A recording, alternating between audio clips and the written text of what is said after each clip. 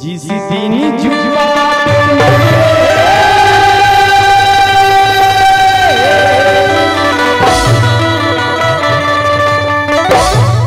जिस दिन जुआ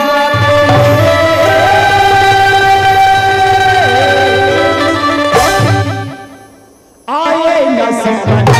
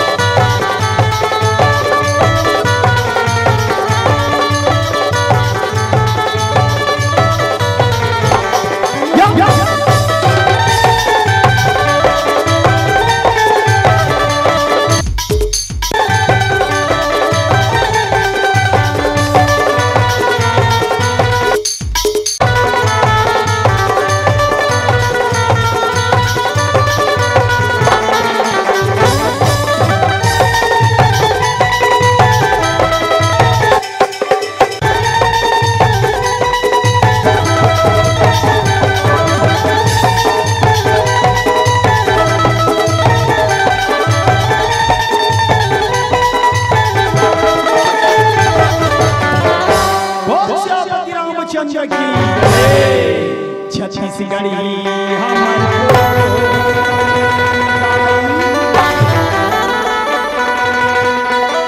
सबके मन लाभा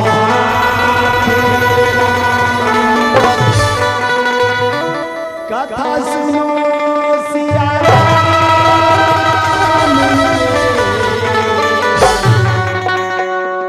भाव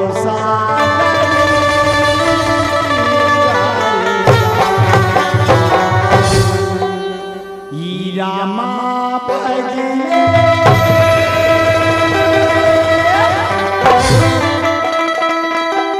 रामा भजले सिया रामा भजले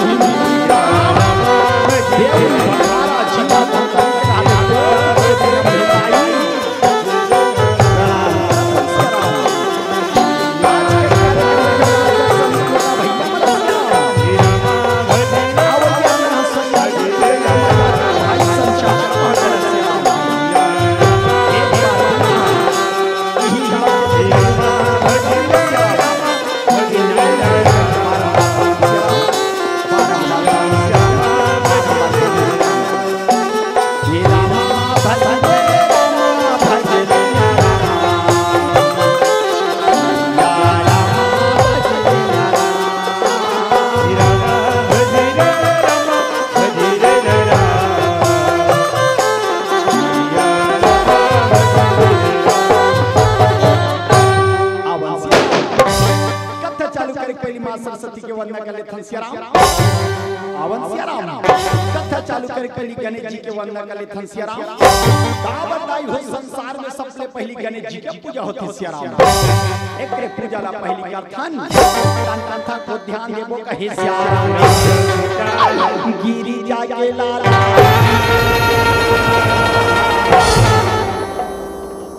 तोला गजानन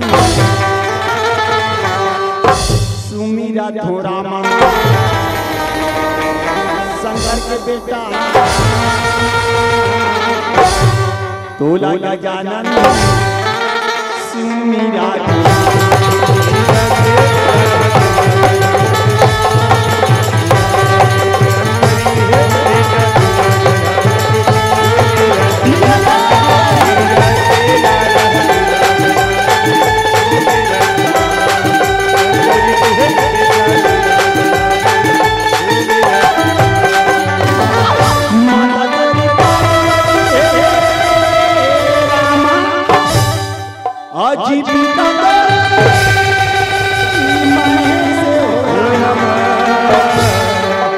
मुसवा सवारी का जन्म नामे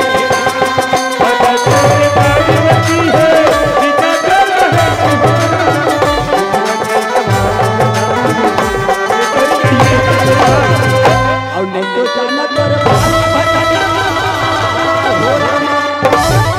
अजी नहीं तो जाना छोटे छोटे लड़का आया झानी का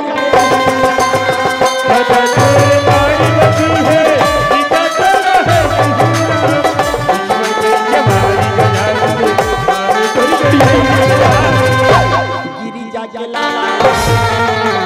तोला गजानन सुमीरा थोड़ा शंकर के बेटा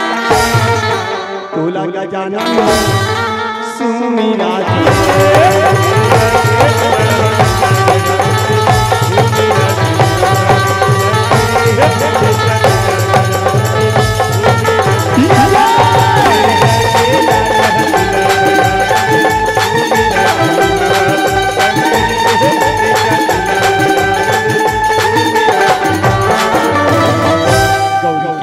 गजानन ये गजानन आवे, ये गजानन आवे,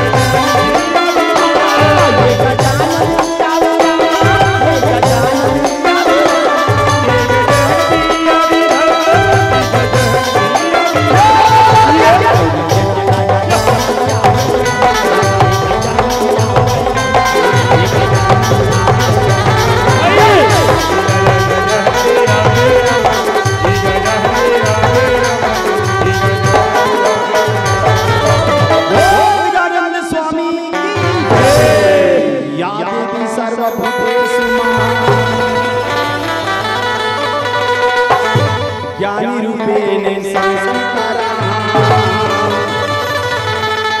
नमस्तस्यै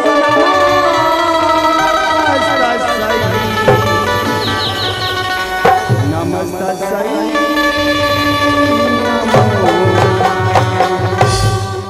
आमा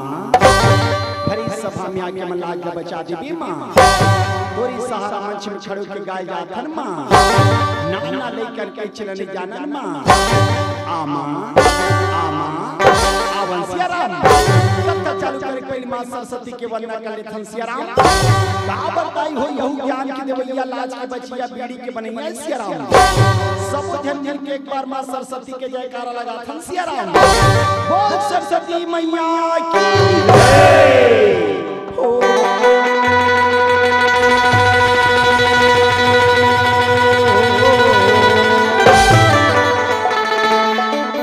सरस्वती मैया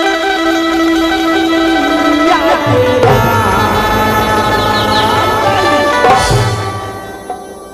आरती उतारम सिया सरस्वती मैया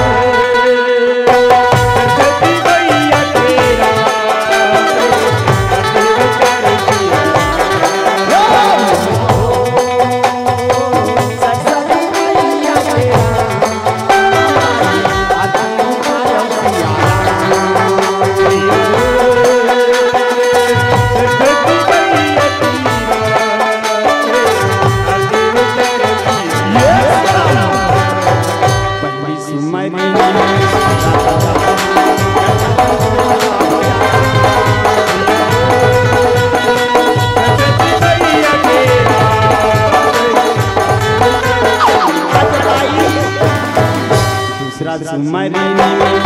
राधा रामा बिना बजैया हो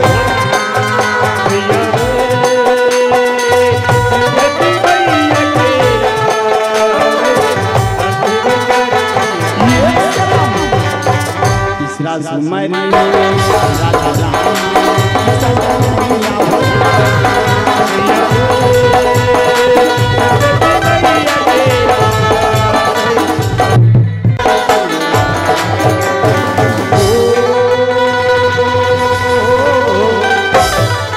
सरस्वती मैया तेरा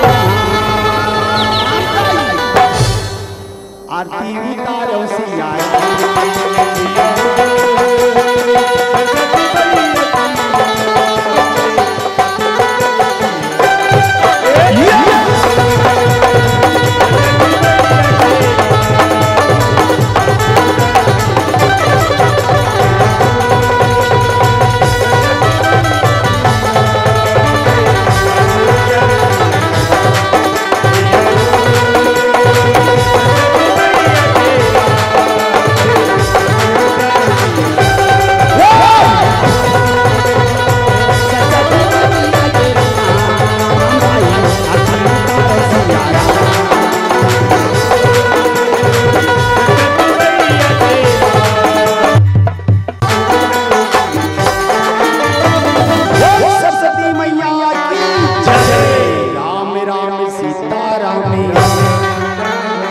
राम राम सीताराम।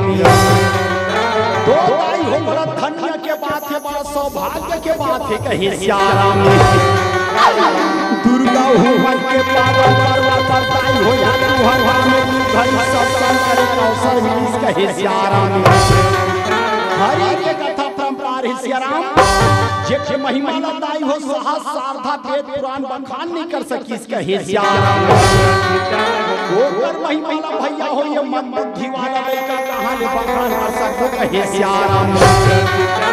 आदाई हो तुहरे मन कले सुने कथा ला या तुही मला सुनाला जाथन कहे श्याम। गोरखनाथ बाबा के 3 भक्त रि श्याम। ध्यान दूंगा मैं सीधा कथा प्रसंग में जोड़ा था श्याम। गोरखनाथ बाबा के 3 भक्त रि श्याम। पहला राजा भक्त रि श्याम, दूसरा भक्त पुरनमल श्याम, तीसरा भक्त गोपी श्याम। उही गोपी चंद काला बंदा हो दरवाजे काट सुनाई प्रयास करत कहे श्याम। गलती होई श्याम, ओला ओला लइका जान के क्षमा कर दे कहे श्याम। संगे वाली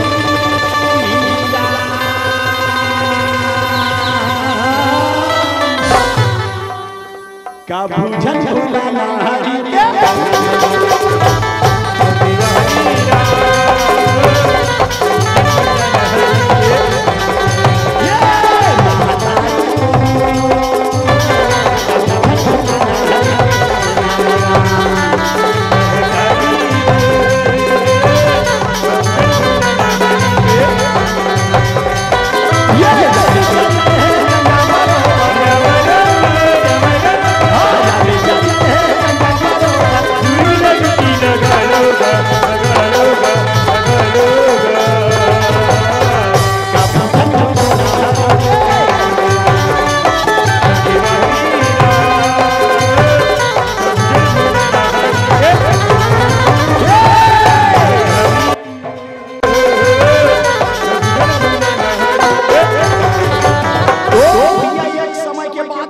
श्याम। बंगाला नाम के दाई नगर रही कहे श्याम। उहाँ के राजा के नाम त्रिलोकी चंद्र रानी के नाम मैनावती कहे श्याम। रानी राजा घर धन दौलत परिपूर्ण है श्याम। पुत्र बिना महल अंधियार है कहे श्याम। रानी राजा है भगवान के चरण में जाके सुंदर अवतार खेती चढ़ावा कहे श्याम। तुम्हें अर्पण करूं रामा,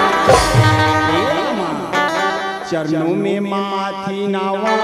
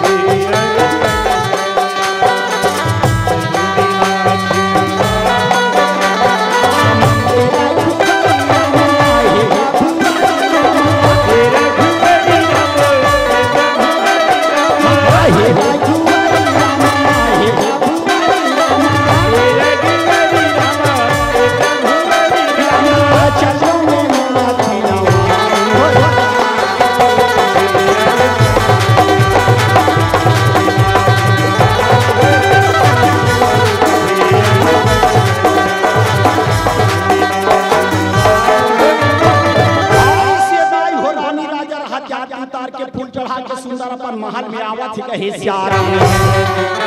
जैसे महल में आते ताई हो बंगाला देश में भारी अंकाल पर जथे कहे श्याम। और रोवत रोवत प्रजा रामा और राजा के चरण में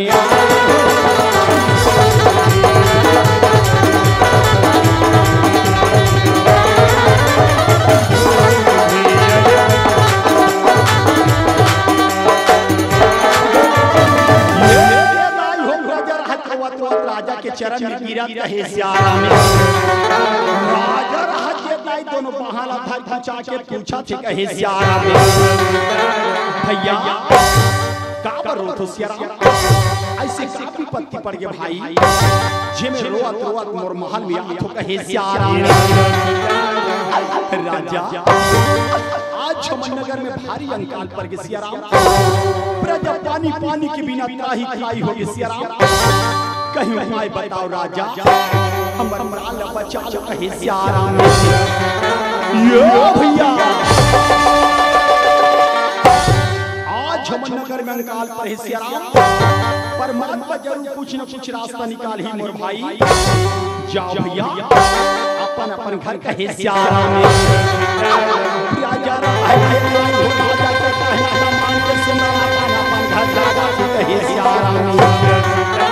राजा चंद्रों की चंद्र हाथ भरे सभा में जाके कन्हैया के ध्यान लगावा थे कहे सियाराम आजा रोली वाले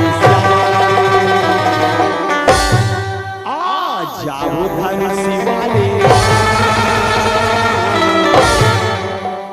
आजा वो मुरली वाले आजा वो धनुषी वाले अब भारे सभा तय हराया लागे बचा सियाराम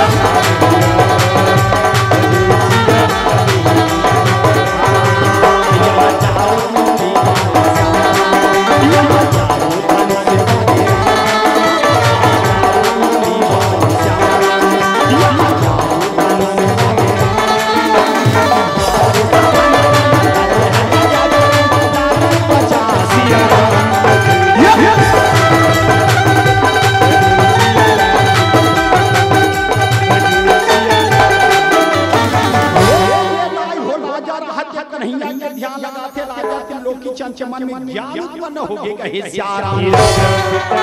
राजा राज्य भैया हो या सिपाही मला देख के बोला थे कहे सियाराम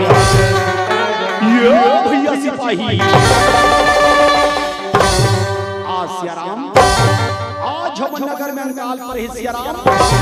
ओकर उपाय पूछबर हमर गुरु गोरखनाथ बाबा के आश्रम को जाबो कहे सियाराम राजा के दाई हो सिपाही मला लेके अपन गुरु गोरखनाथ बाबा के आश्रम को चला कहे सियाराम गोरखनाथ बाबा रहा के दाई हो सुंदर अपन कुटिया में समाधि में बैठे है कहे सियाराम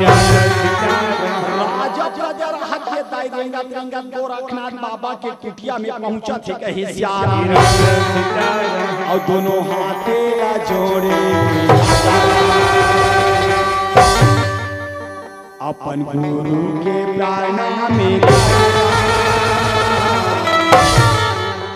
और गुरु आशीर्वाद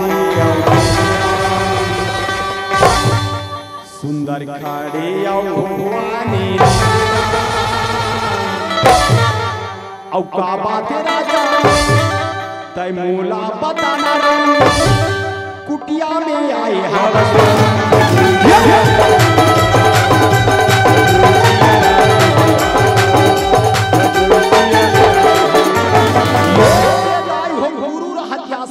के राजा त्रिलोकी चंदा पूछा थे कहे सियाराम राजन तय बेटा आज हमर कुटिया में कैसे आ सियाराम ऐसे काफी पत्ती पड़ गए राजन जे में तोलाना पड़ी सियाराम जरूरत इस राजन हम लंबला किस कहे सियाराम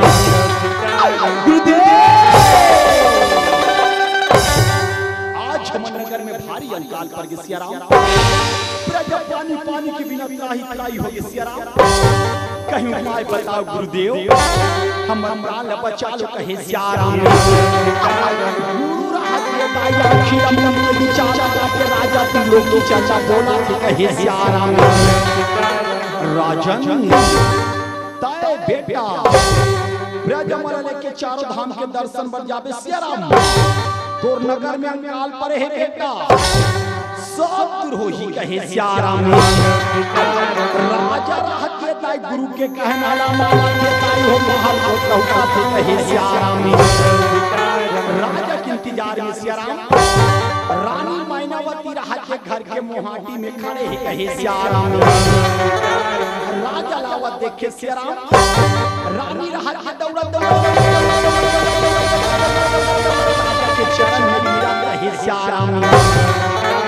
राजा रहा के दाई दोनों बाहला धर कुचालिस कहे सियाराम। रानी रहा के सियाराम, राजा के छीनी अंगन घर घरता धुरा पूछा थी कहे सियाराम। राजा ए राजा हमर गुरु कर गिरे सियाराम, हमर गुरु का पाए बतेस राजा, हमने जल्दी बताना सियाराम, हमने जल्दी बताना राजा कहे सियाराम। रानी मोला गुरु पाए बता है सियाराम, ओला ध्यान लगा के सुन रानी, ओला ध्यान लगा के सुन कहे सियाराम। बताना राजा हमर गुरु कर गिरे सियाराम, हमर गुरु का पाए बतेस राजा, हमने जल्दी बताना सियाराम, हमने जल्दी बताना राजा कहे सियाराम। रानी मोला गुरु पाए बता है सियाराम, मोला राजा मला लेके चारों धाम के दर्शन बर जाल कहे सियाराम। तोला राज कहे सियाराम। अब एक बात सुन रानी है राजा के चरण में गिर रोवत कहे सियाराम।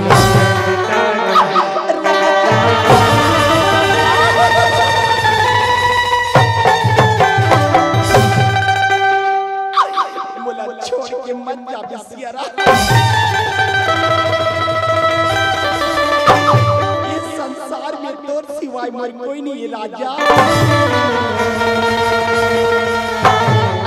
मोला छोड़ के मत जा राजा, मोला छोड़ के मत जा कहे सियाराम। रानी ते कैसे गोठिया था सियाराम, अगर मैं तोर मय में फंसू रानी, ये राजा मला देखा था सियाराम, पानी पानी के बिना प्राण त्याग दी रानी, मोला जावन दे कहे सियाराम। रानी राह के घर भीती में घुसर के आरती सजा के निकला थी कहे सियाराम। राजा त्रिलोक की चंचम को झंझा जला सकेले सियाराम। रानी मैनावती रहा कि जाके राजा की आरती तारे अंदर बंदन चोआ चंदन करके दोनों हाथ जोड़ के प्रणाम करे कहे सियाराम। राजा प्रजा चारों धाम के दर्शन पर निकला थे सियाराम। रानी मैनावती घर के मोहाटी में खड़े हैं सियाराम। राजा प्रजा जावत देख के रो रो के चिल्ला के थे राजा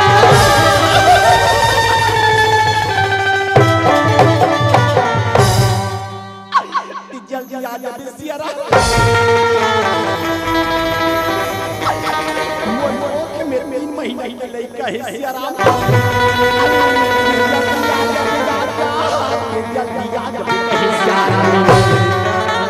रानी चिंता मत कर सियाराम, मैं 4 महीना के बाद वापस आता हूँ रानी कहे सियाराम। राजा त्रिलोक की चाहत ये भैया हो चारों धाम के दर्शन बरमाएंगे कहे सियाराम। रेंगत रेंगत मैया हो राजा प्रजा हाथ यमुना के किनारे पहुंचा थी कहे सियाराम। कन्हैया हाथ हो यमुना के किनारे सुंदर कले बंसीला बजावा थी कहे सियाराम। राधा मैया हाथ सियाराम यमुना के किनारे धीरे धीरे रेंगत कहे सियाराम। गोड़ के पायजा हाथ सियाराम बाजा थी कहे सियाराम। और छुनुर छुनुर पैरी बाजा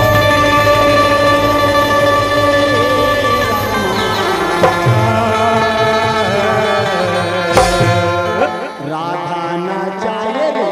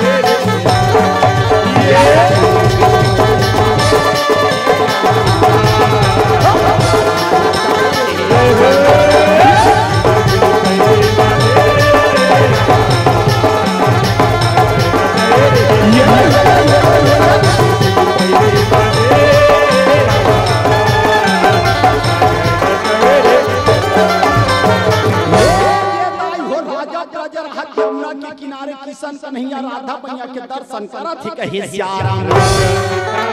और वही समय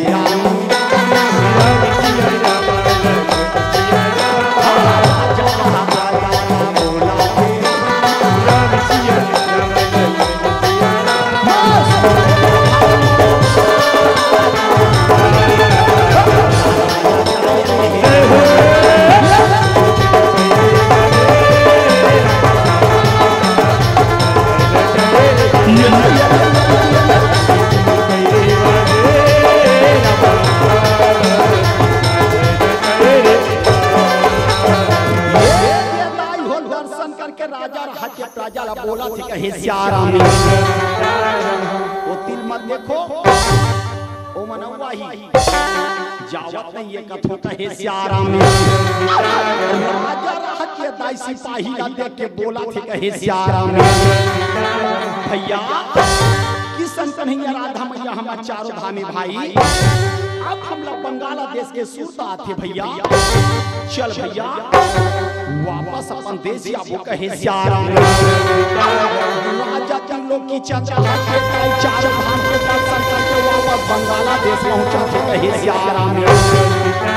राजा प्रजा रहत के दाई बीच रास्ता में जाके भटका थे कहे सियाराम ये रास्ता ये तेरे सियाराम ये रास्ता ये तेरे सियाराम एक रास्ता बीचों बीच कौरू नगर कहे सियाराम राजा तुम लोग की चमचहाट में भैया हो ये के रास्ता छोड़ दी सब ये दिखला कहे सियाराम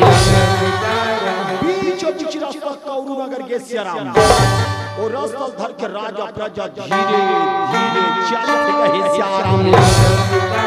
रेंगत रेंगत मैया हो राजा प्रजा हाथ के कौरू नगर के गुफा के तीर में पहुंचे कहे सियाराम रक्षा रहत के दाई गुफा में छुपे ही कहे सियाराम रक्षा रहत के गुफा में छुपे हो सियाराम रक्षा रहत राजा ला देख के सियाराम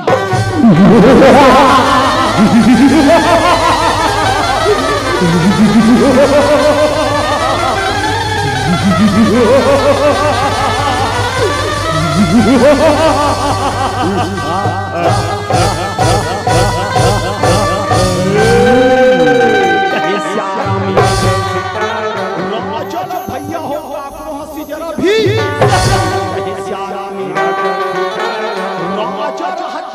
ललकार के बोला थी कहे सियाराम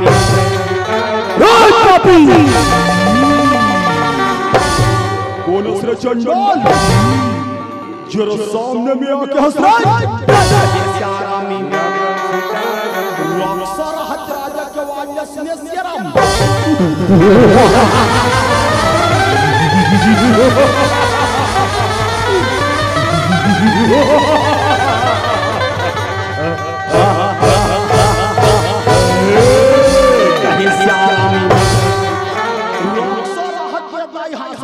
राजा के तीर में जावा थी कहे सियाराम राजा रहत के दाई रक्षा देखे रक्षा रहत राजा लगा हे सियाराम रक्षा रहत के मैया हो राजा ला देख के बोला थी कहे सियाराम राजा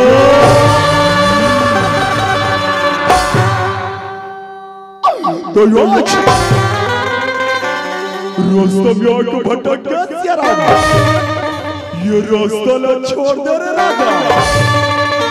ये रास्ता ला छोड़ दो वापस सियाराम हाय रक्षा जे रास्ता में राजा रही थी सियाराम वो रास्ता से पाछन ये चंडाल अगर तेरा तोर प्राण बचाना सियाराम मोर रास्ता से पाछे सियाराम राजा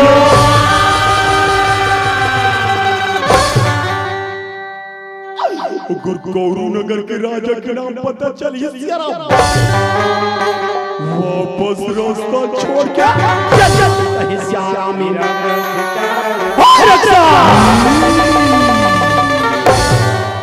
छोटे मोटे राजा मत समझ सियाराम वो दिलों की मैं बांग्लादेश का सियाराम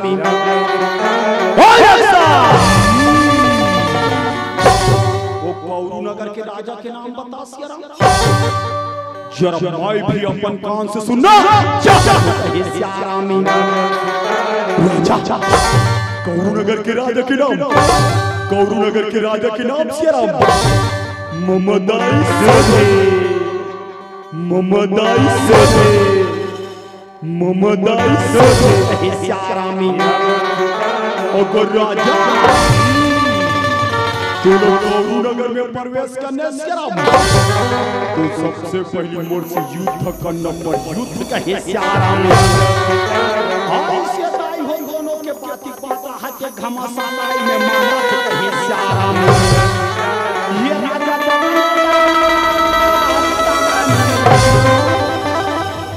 रक्षा पाठशाला ये दोनों के राजा देखा अब मुरी बंसी को बजा गया तोला बंदा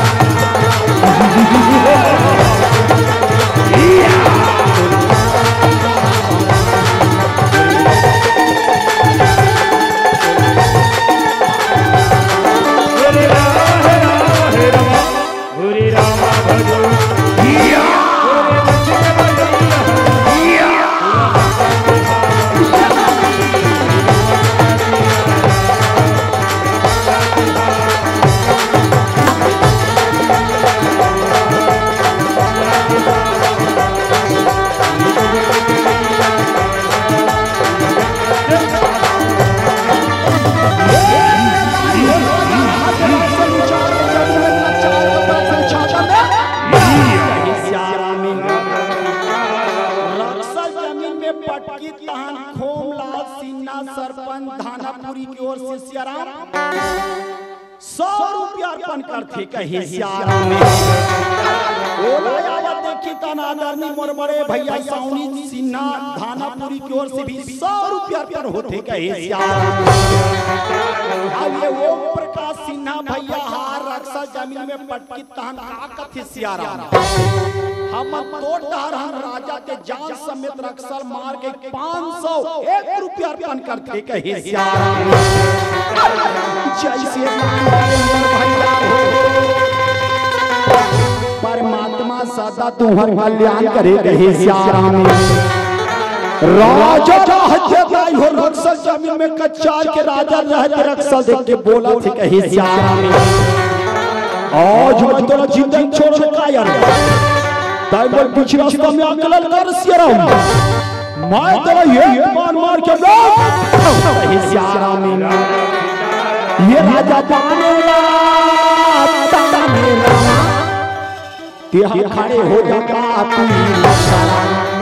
तोला पानी मार के यमलो के पठाऊं ये राजा मंत्रालय पढ़ेरा ये दे रक्षाला मारेगा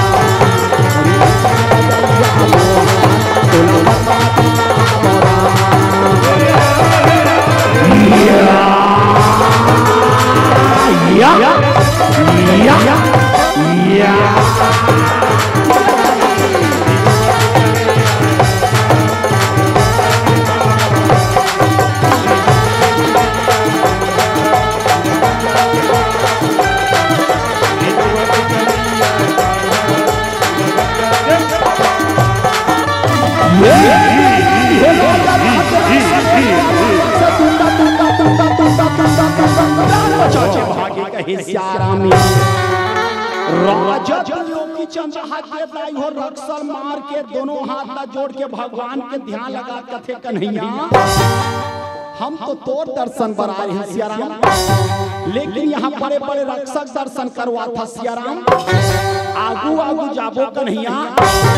तते हम लोग आके दर्शन करवावे कहे सियाराम।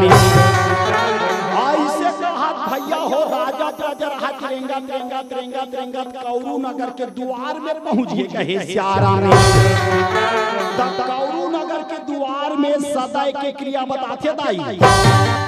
बीच द्वार में 3 घंटों ही सुआ बना के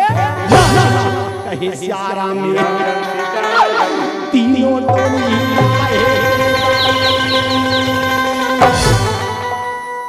सुआ बना लिस पाड़की बना लिस कहे सियाराम। सुआ बना के ताई हो तीनों टोनी राहत के कौरू नगर के गुफा ले निकला थे कहे सियाराम।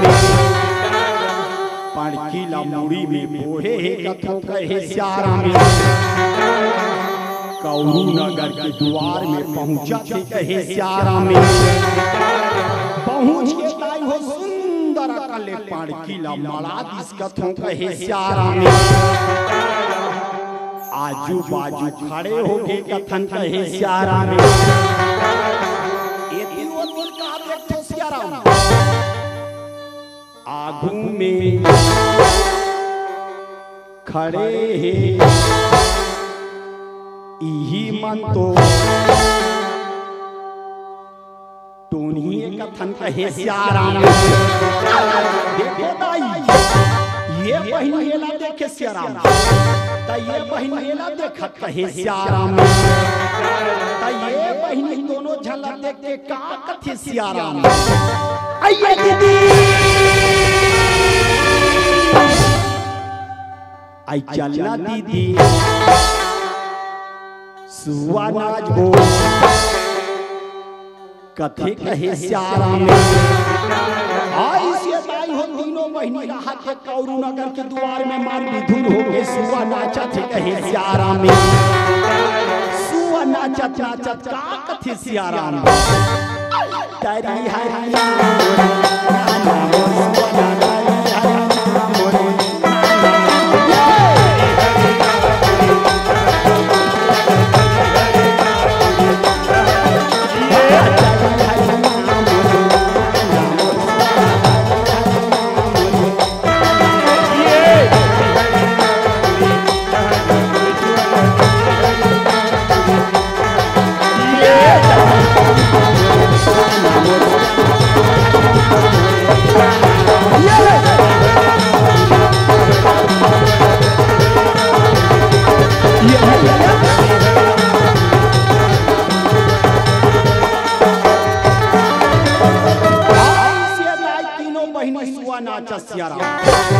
तब दूसरा बहनी हो का कथे सियाराम। आई राम सिया राम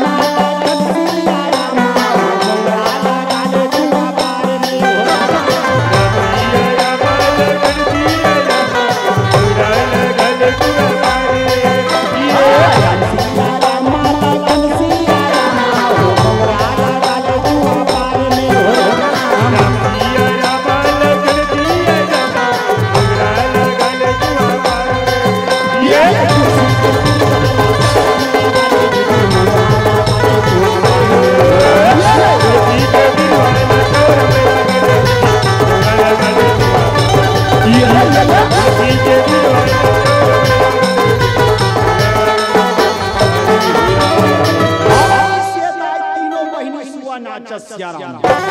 नाचत नाचत आई हो तीनों बहनी नजर हाथ राजा या प्रजा ऊपर पर गिर कहे सियाराम। और तीनों या तो नहीं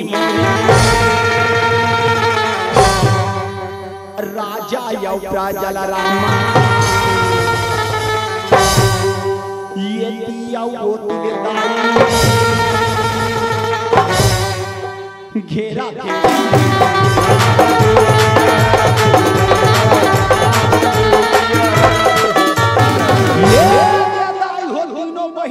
राजा प्रजा तीरे घेरे सियाराम। आपने कब जम करके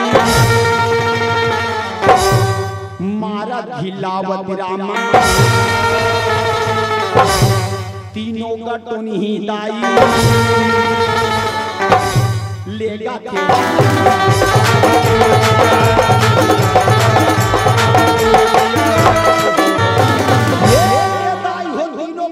थे मारत मारत घिलावत घिलावत लेके सतखंडा महल के गुफा में छुपा दी कहे सियाराम। गौरू नगर के राजा के नाम ममदाई रहे सियाराम। गौरू नगर के राजा के नाम ममदाई का थे कहे सियाराम। ममदाई रहा के दाई सतखंडा महल में सुनते ही कहे सियाराम। मैखे के सुगंध रहा के दाई हो ममदाई के नाम तक पहुँच गए कहे सियाराम। और झूपत झूपत यादे दाई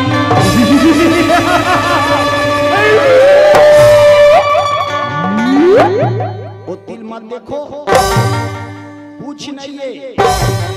आपकी जनवर हरण झूपत झूपत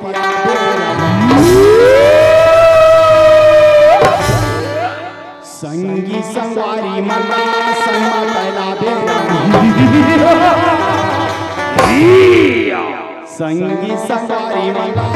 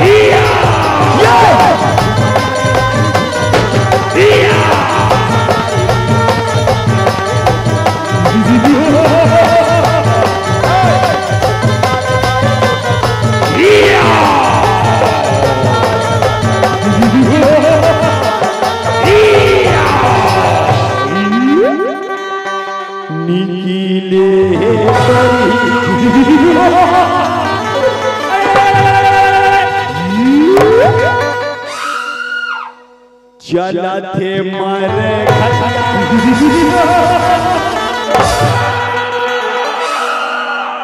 बगरे है झूठी झूठा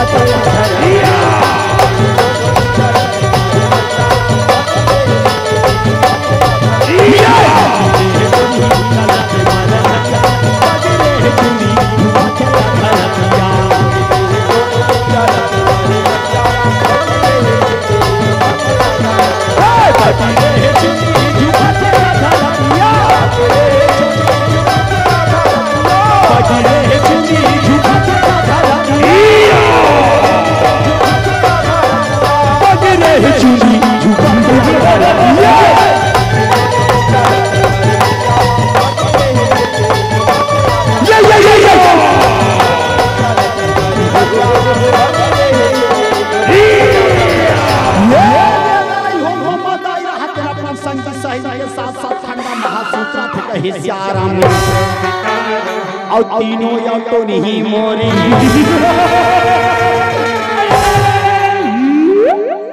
राजा या राजा रामा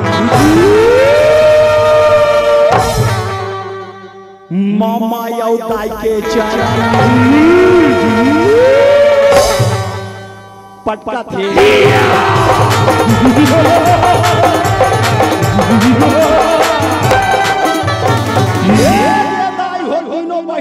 राजा प्रजा ममदाई के चरण में पटके सियाराम। राजा प्रजा रहा के दाई अपन शरीर थाम के खड़े होते कहे सियाराम। राजा रहा के दाई ममदाई देखे ममदाई रहा के राजा ला कहे सियाराम।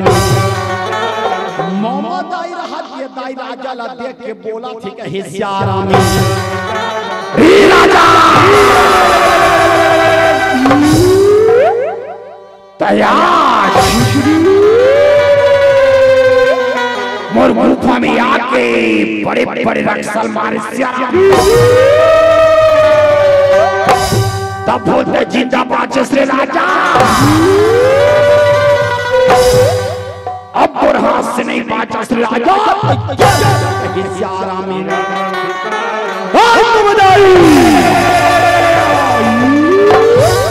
और काट बचाना चंडाली ये गुफा न छोड़ के चले जा सिया राम। नहीं जैसे तो रोक से मारो चंडाली वैसे बहुल सिया राम वारे राजा तेरे जैसे जैसे बड़े बड़े राजा सबके गले को काट कर मैं अपने गले में धारा। अगर तू मेरा कहना नहीं मानेगा रे राजा तो तेरे गले को भी काट कर अपने गले में धारा।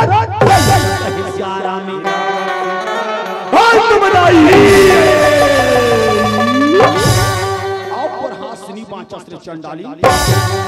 तैयार हो जाए राजा त्रिलोकी चंद्र हाथ देताई हो वाला तान के मंदा पर हाथ कहे सियारा में राजा मानता ने देखे ताई हो ममा दाई रहत ना पन संगी सहेली ला बोला थी कहे सियारा में अय्या वो दीदी अय्या वो बहिनी मन के ऊपर मंत्र मार के पत्थरा बनाबो तीनों टोनी कारिया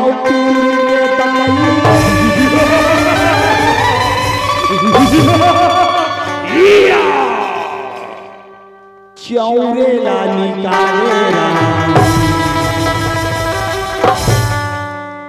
राजा ला पथेरा बाना वना लागे राम राजा ला पथेरा बाना वना लागे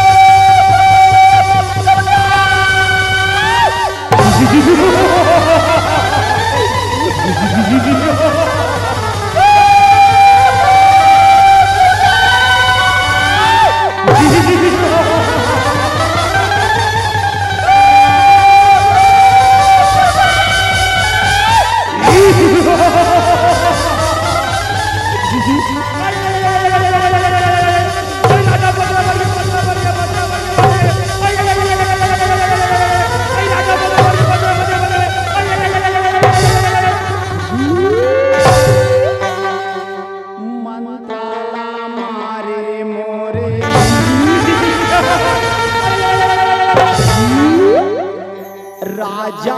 यो प्राजा के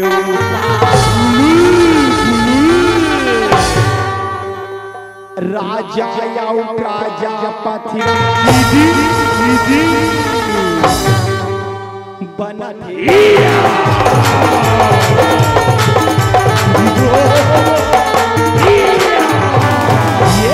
मंत्र मारिस महातारी हो राजा प्रजा जात्रा बन के कहे सियारा झन पत्थरा बन के सियाराम लेकिन दाई हो हुआ एक झन खोरवा बाज के कहे सियाराम कस दाई हो सब झन पर कारी प्यूरी चौरा परी से सियाराम तका ये रेछवा ऊपर नि पर ही वो कहे सियाराम ये से सियार मन कथे सियाराम खोरवा लांगड़ा सदा उपई कहे सियाराम हो यानी दाई हो कबेर का खोरवा का कहे सियाराम वो कर ऊपर मैया हो वो कारी पीरी के चौरानी पर इस कहे सियाराम खोरवा रहा के दाई हो राजा प्रजा जात्रा बने देखे सियाराम प्राणी बचा के ये दे खोरवा हा भागे रामा हा दाई हा दादा का भागा थे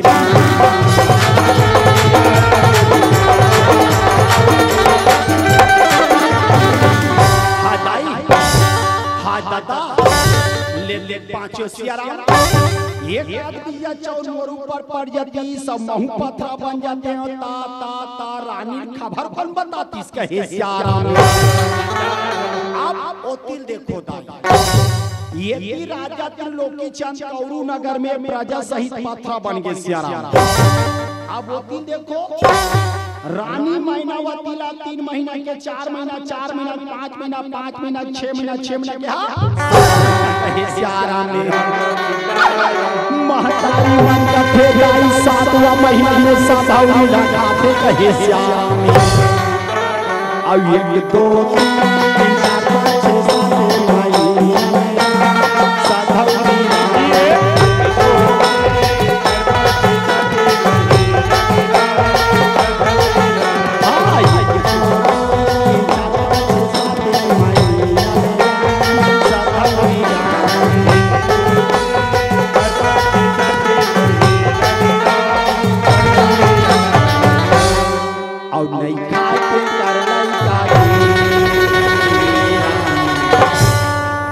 और लारे हा खिचवावत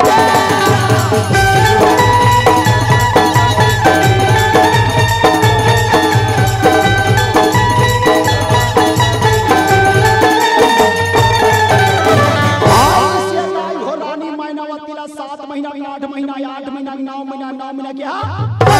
कहे सियाराम। 10वां महीना के 6 में लाई हो रानी मैनावती के परसों पूरा चालू हो कहे सियाराम। रानी रहा के दोनों हाथ का जोड़ के भगवान के चरण में बैठ के रोवत कथे कन्हैया तू ही ला दुनिया के देवता कथे मालिक। आज बोला प्रसोद पीरा सहानी होते कन्हैया, आजा कन्हैया आजा कहे सियाराम। दुनिया के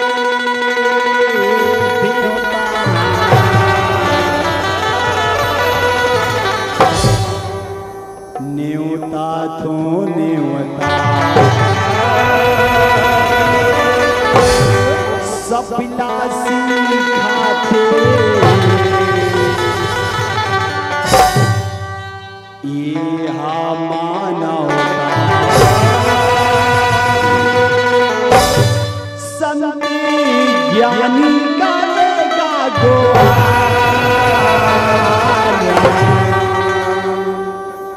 ये तो लगा जो प्रभु तोला झारा दुनिया के देवता न्योता तो न्योता सब सीखा थे यहाँ मनौता।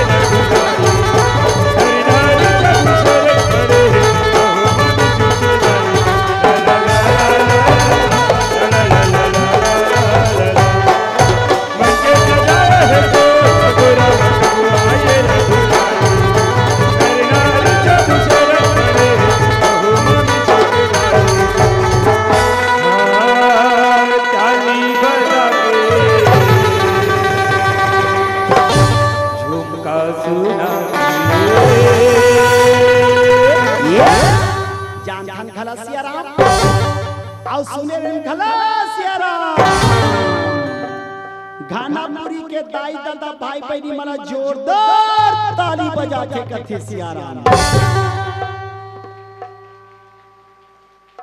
बहुत जोरदार। ताली बजा से का फायदा थे जानतो दाई नहीं जानो ओकरे से ये बने ढंग से नहीं बजाते हैं। ताली बजा से पहला फायदा चूंदी बाढ़ थे, दूसरा फायदा मच्छर नीचावे और तीसरा फायदा सत्संग के तीर में बैठो मन भोगवानी होए कथे सियाराम। आप मन महान ज्ञानी महान महात्मा सियाराम तबे माता के दरबार में बैठे हो सियाराम। सत्संग के तीर में बैठो मन भोगवानी होए कथे सियाराम और जे राम नाम में ताली बजाते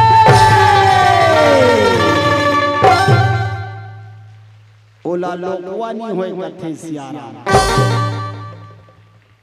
अब ताली बजाऊ के हे सकथन और लोगवा बीमारी हो जीते हमन का करबो सियाराम। ताली बजा के अभी भी कुछ कुछ बजा रहा है। ताली बजाने आलाई कैसे बजाते हैं?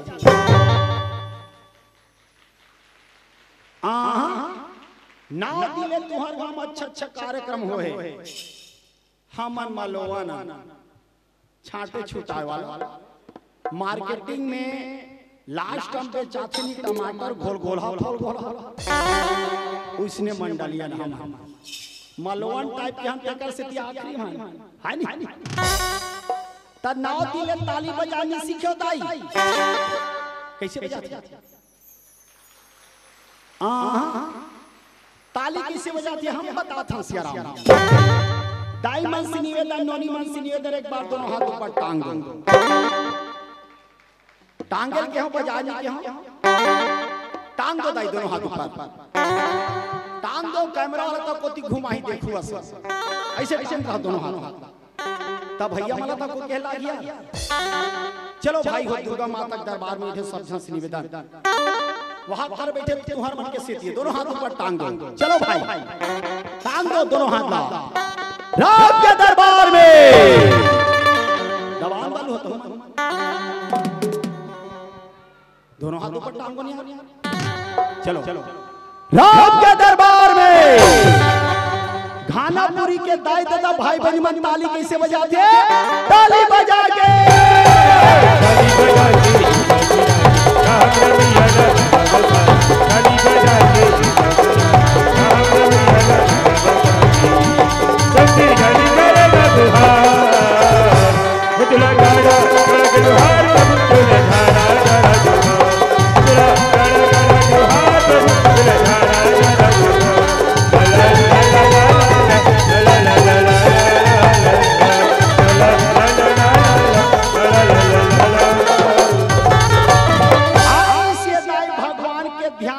रानी मैनावती सुंदर बालक ला जन्म देते कहे सियाराम।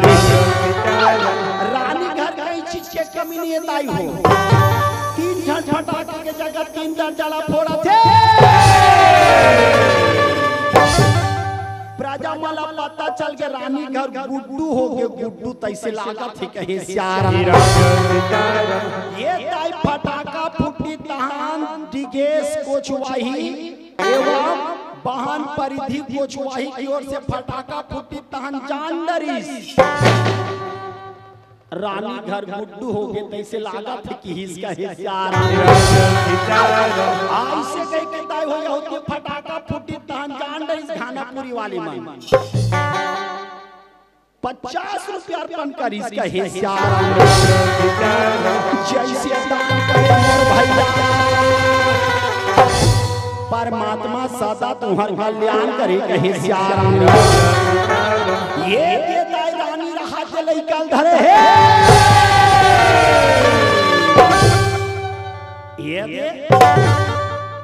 ये दो अब बोकले कहे सियाराम। ये छन सही रहा के रानी के तीर में जाके रानी देख के का कथे सियाराम ए दीदी रानी ए रानी मां भुलाए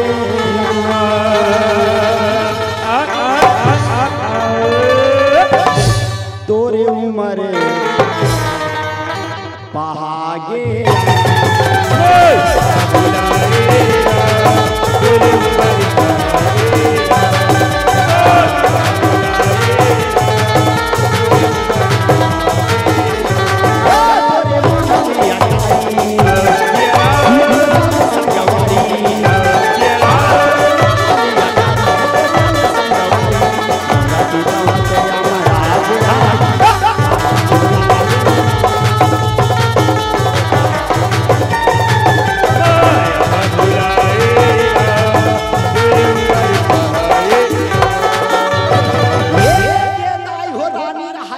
चौथा दिन में चिट्ठी पत्री छपवा के घरों घर न्योता लगे जिसका हिस्सा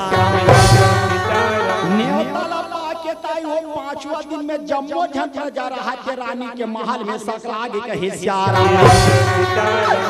रानी घर कई चीज के कमी नहीं ताई हो अपन अपन जगह चुपचाप बैठे रहो सियाराम अभी बिहार गांव के सरपंच हमला के बताई से सबको झरभर कहा के चाहिए पीली गुड़ बना की इसका थे कहे सियाराम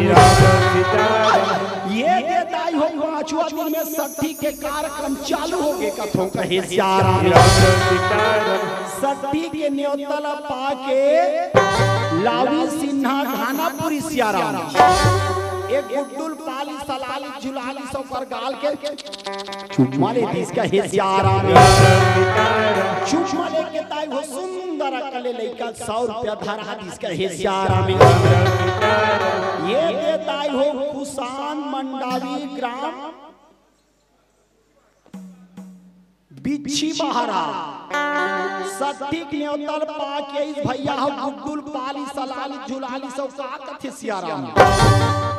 पहली नहीं बता रहे यार सठी तक होते कहीं के और नीत लइका बर ठन बाबा सुसला ला रहे कथी कही सियाराम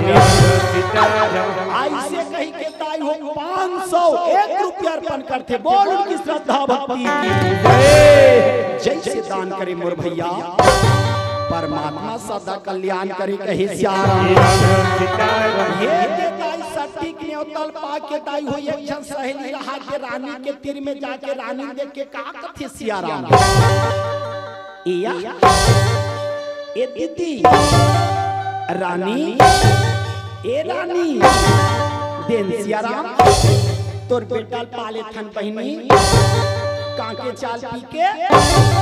तिली गुल्ला खा के जवई नहीं बनिया दीदी कथे कहे सियाराम रानी रहा के सहेली कहे सियाराम ये सहेली लइका पैता ने कर पूछे का पूछे सियाराम आया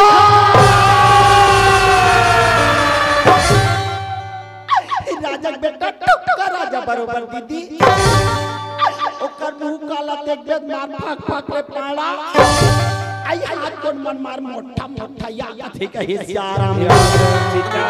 हाथ एक बात सुन के बगल में खड़े थे ते सही का कथे सियाराम आई जे खाती बहुत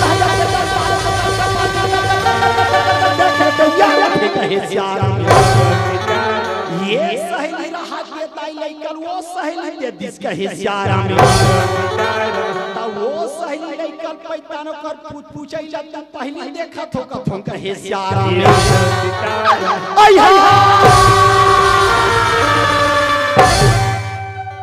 राजा बेटा टोका राजा बरोबर दीदी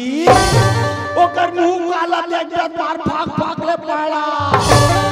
आई हाथ कोड मार मार मोटा मोटा या कथे कहे सियाराम ये सही लइकल पालिस हलाली झुलाली और पर गाल के मारे इसका हिस्साराम चुम्मा लेके ताई हो सुंदर अकले लइका ला रानी ला दे इसका हिस्साराम रानी ला है ताई लइका ला भारे है नाम हलावा के झुलावा के खिलावा के हिस्साराम तब दोनों सहेली रहा के रानी के महल में सोहर गीत गावत आनंद मनावत का कथे सियाराम डिगा डिगा वो डिगा और लइका ला खेला बोदी सब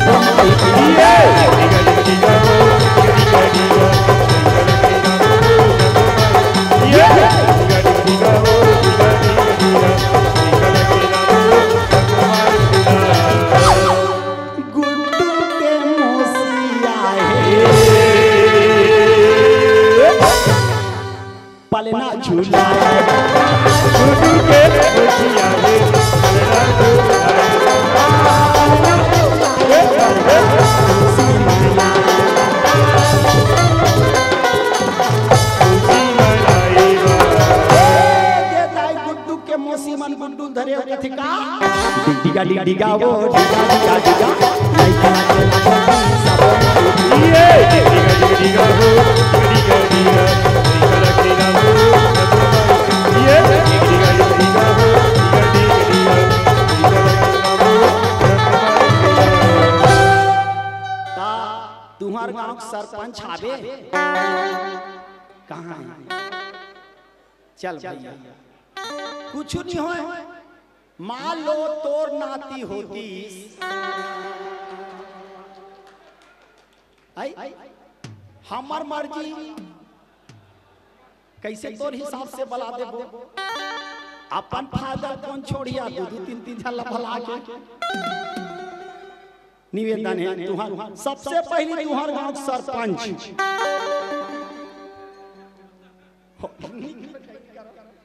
कहे सियाराम रानी राहे के लइका धारे है पल्ला में हलावा के खिलावा कहे सियाराम सरपंच भैया जानते जाबे गुड्डुल पाबे पैसा धरा लाग कहे सियाराम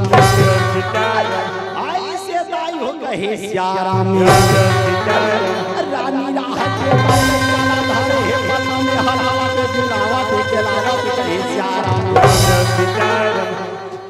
ए दाई कोने हा गुड्डू के कथो आई दादा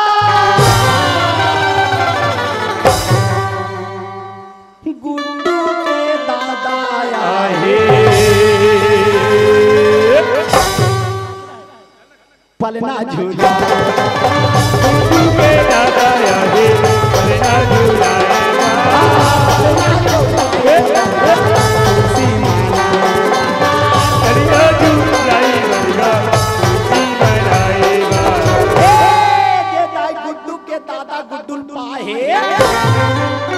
गुड्डू दादी तकवाए होई गुड्डू दादा गुड्डू धर के देखा डिगा डिगा वो डिगा डिगा डिगा लइका तेरा वो सब ये डिगा डिगा वो डिगा डिगा ये डिगा डिगा वो डिगा डिगा आई से दाई गुड्डू दादा गुड्डू पाली सलाली झुलाली सब सुंदर कर रानी लगे जिसका है सियाराम गुड्डुल पा के 100 रुपया अर्पण करते बोलूं की श्रद्धा भक्ति की अब पारी आते मोहन सिन्हा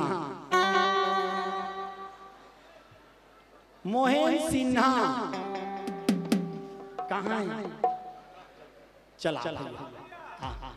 देखा तो हम लोग बारी बारी से के झला बलाहू तेल में ककरो नाम नहीं जानो तब हो जानतो मोहन सिन्हा आ जा भैया कहे सियाराम राम राम सीताराम राकेश ट्रांसपोर्ट गुरु की ओर से भगवान के श्री चरण कमल में 201 रुपया अर्पण होते बोलो की श्रद्धा भक्ति जैसे दान करे भैया परमात्मा सदा कल्याण करे कहे सियाराम यहाँ करा एक कौन है गुड्डू के फूफा गुड्डू के फूफा आया है पलना झूला गुड्डू के फूफा आया है पलना झूला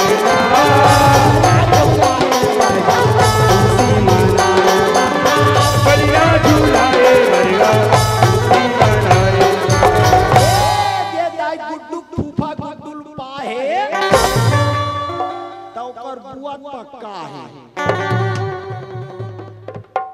दीपिका सिन्हा कैसे जान तुम्हें यार चल जल्दी ते किस्मत वाली सब मौका नहीं मिले चक खड़े हो कहीं नहीं हो आओ काली तो कोई बला ही कभी नहीं बला चल जल्दी खड़े हो जा लेन वो गुड्डू फूफा गुड्डू धरे है और गुड्डू के बुआ डहारी सारा करत का कथि सियाराम आना आना सियारा मैंने कहा भैया वो कहा था चल जल्दी खड़े हो गुड्डू बुआ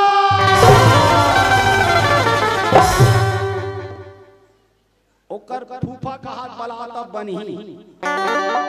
अरे काजा रांझे के तो कर मन के अब तुम मनिया हो कैसे बनी सियाराम निवेदन है चल खड़े हो जा दीदी कहीं चिन्हो है तुम्हार गावे हो गुड्डू बुआ गुड्डू फूफा का बरा है बुआ मन आथे गुड्डू बुआ मन का बरा थे नहीं आएगा फिर आगू को बढ़ू में चल खड़े हो जाओ चला ऐसे ओ दीदी के लिए जोरदार ताली बजा दो गुड्डू के बुआ आए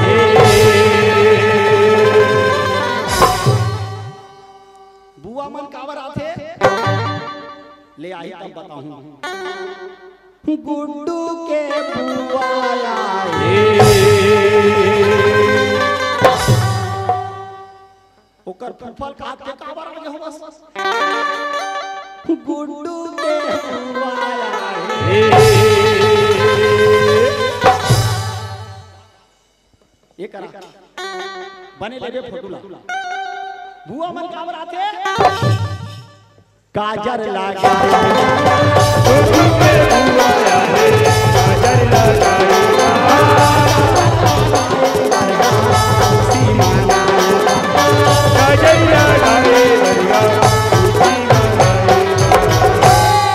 गुड्डू बुआ गुड्डू फूफा हाय अपन भतीजा धरली सब का कथि सियाराम बेटा ए बेटा माया माया लागे मोला बढ़िया खाना अपन भतीजा ला ए बेटा मोर माया माया लागे मोला माया माया लागे माया माया लागे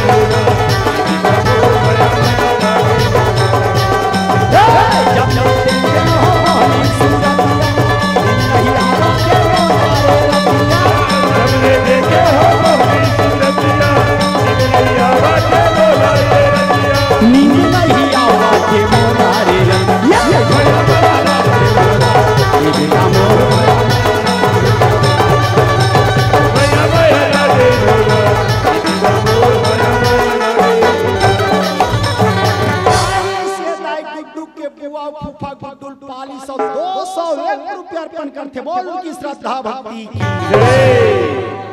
आप पारी आते दामन सिन्हा कहाँ भाग्य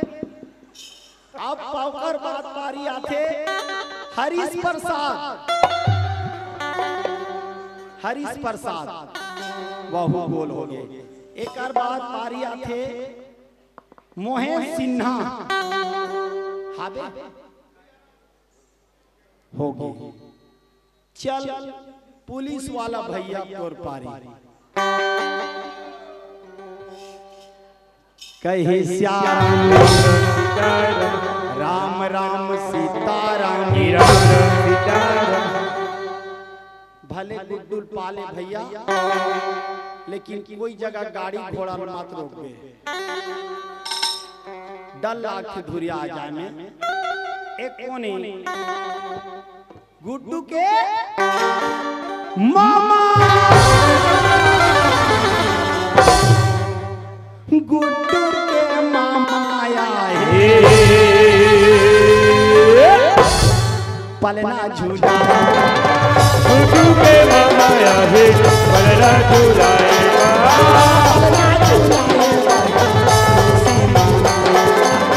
पलना झूलाई बरिया गुड्डू के मामा गुड्डू पाए तब गुड्डू मामी तरू आए हुई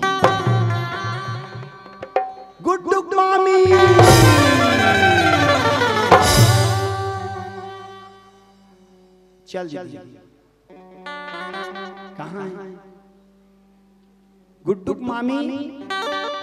नहीं यार तब गुड्डुक मामा अपन भाचा के गोड़ के चरला धो के पी के का कथी सियाराम भाचा ए भाचा बाग नदिया का भाचा झंझा मंझनिया बाग नदिया भाचा झंझा मंझनिया बाग नदिया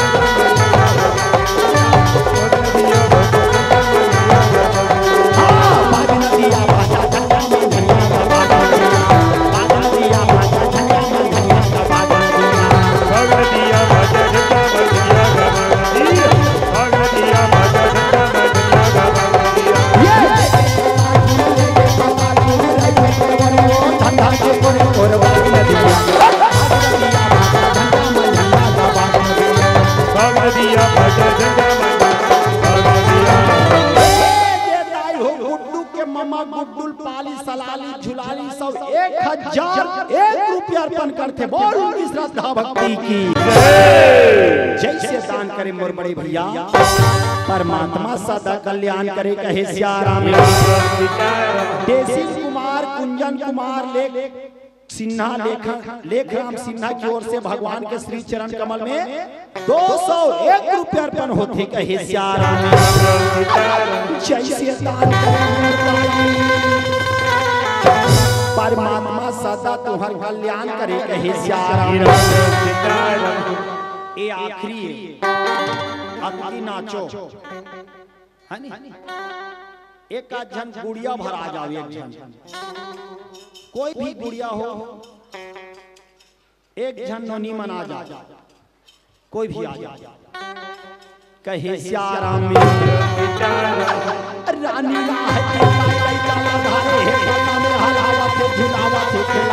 कहे सियाराम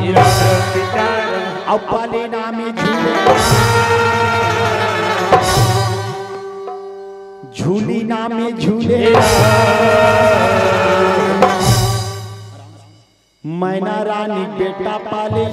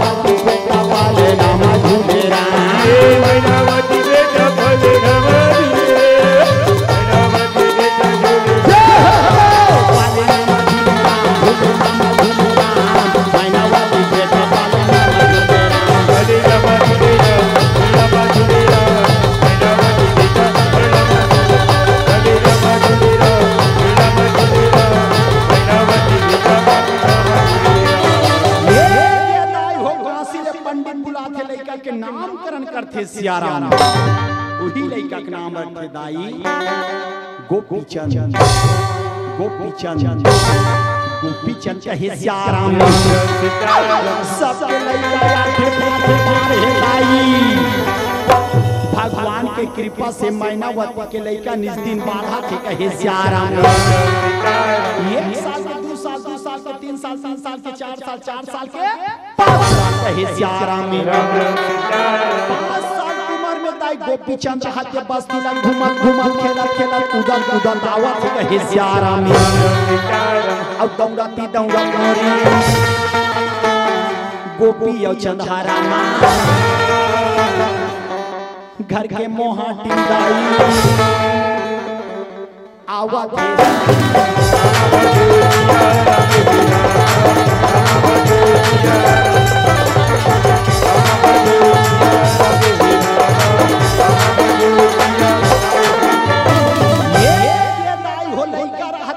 मोहाटी में जाके अपन मैया ला पुकारा थी कहे सियाराम माँ ए माँ तोरी ममता जगमा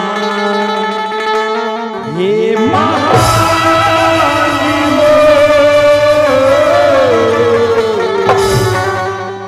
आना माँ तोला तोर बेटा गोपी चंद पुकारा थे माँ कहे श्यारा लड़का का आवाज सुने मैंने रहा कहते बेटा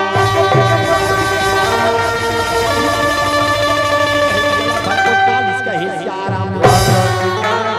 मैनावती चुम्मा चट लेते हाथ धर के कथे बेटा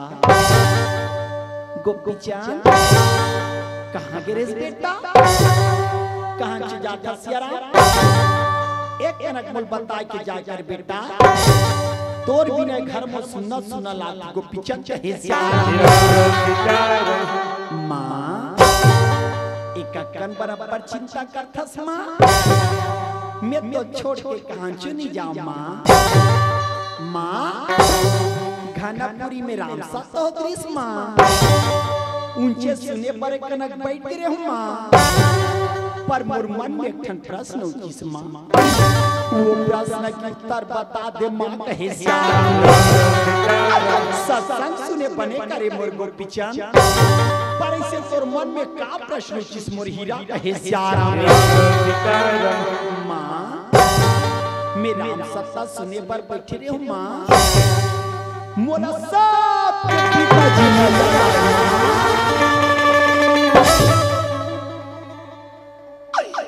मोला मोर पिताजी नहीं दिखे माँ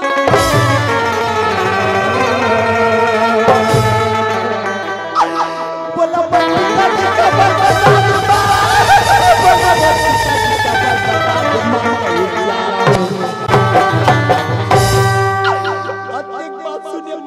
जमीन में गिर के रोवात करती है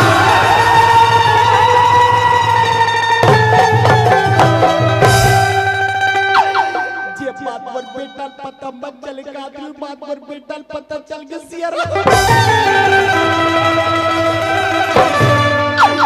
मैं मोर बेटा कैसे बताऊं कैसे समझाऊं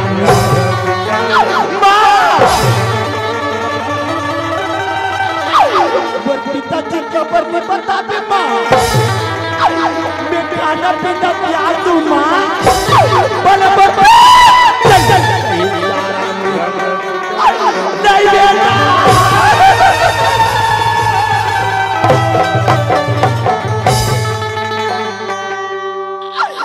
मरे गोट गोटी आतस को पीछे आज नगर में भारी अंकाल पर बेटा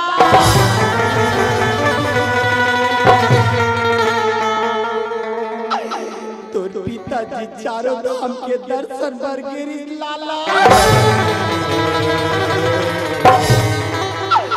कौरू नगर में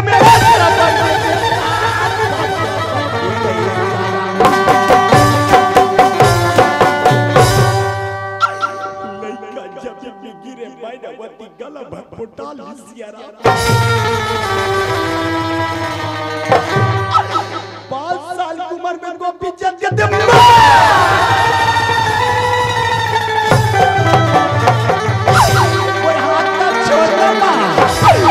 मैं पिताजी मारे पर कौरू नगर जाऊँ माँ और हाथ का छोड़ना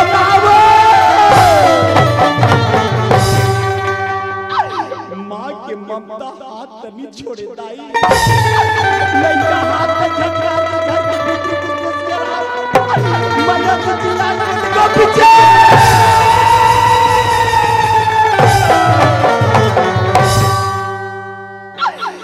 बना के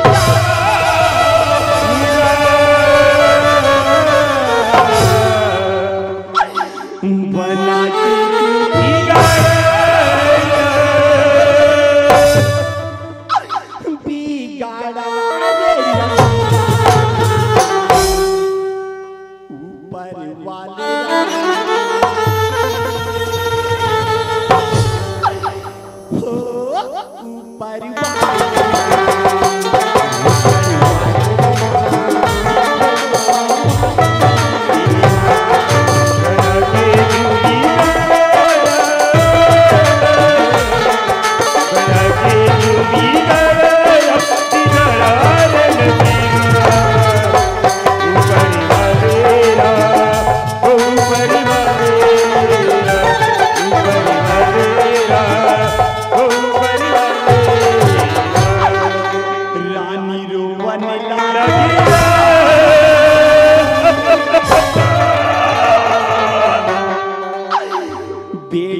बेटा कहिए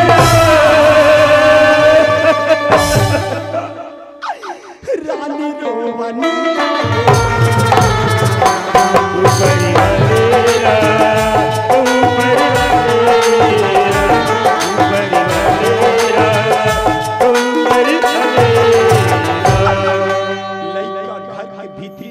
साधु के बनाली सियारा भैरवती बेटा बेटा चिल्ला के रोत रहा है सियारा लड़का साधु बन के निकले सियारा भैरवती गला भर पड़ा के पीछे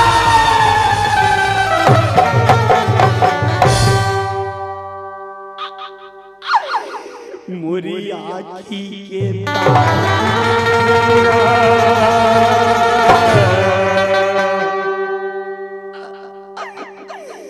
तोरे बिना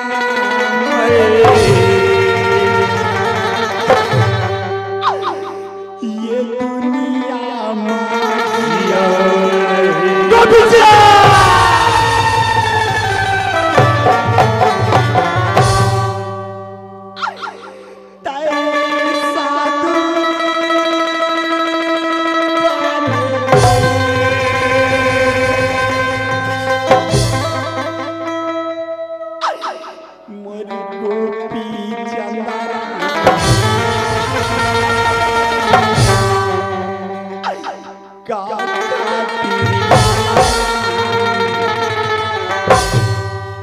बैरागी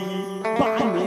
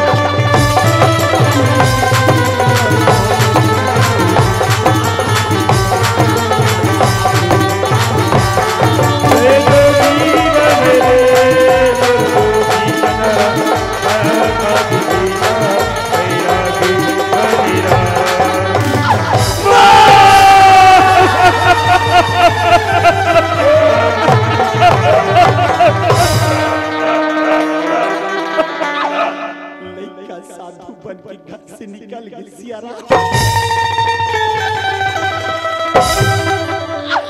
जे महतारी के लड़का 5 साल की उम्र में साधु बनी हो महतारी के हालत कैसे रही सियारा बेटा बेटा चिल्ला के रोवत है सियारा लड़का सवेरे के निकले दोपहर के निकले सांझ हो गई दाई लड़का भूख के मारे जी का लड़का गाड़ी को नहीं छोड़ा के हाथ गोड़ फूट गए सियारा लड़का का चले के शक्ति नहीं ताई लड़का जाओ एक ठन गाँव नजर आते सियारा वो गांव के नाम रखे ताई हरदीपुर कहे सियारा जे हरदीपुर में ताई गोपी चंद के फुफुदी की ससुराल के रखे कहे सियारा लड़का मन में सोच के करते भगवान मैं दिन भर के कहीं नहीं खाऊं सियारा ई हरदीपुर में मोर फुफुदी की ससुराल है सियारा ओकरे घर जाके खाना लगा के 4 पहर रात ला रुक जाते हो कहे सियारा ये सोच के ताई गोपी चंद चाहते अपन दीदी घर जाके अपन दीदी ला पुकारा थे कहे सियारा दीदी आना दीदी तोला तोर भतीजा गोपी चंद पुकारा थे दीदी कहे सियारा आवाज सुने ये राजकुमारी हाय मोर भतीजा कहे के दौड़ा थे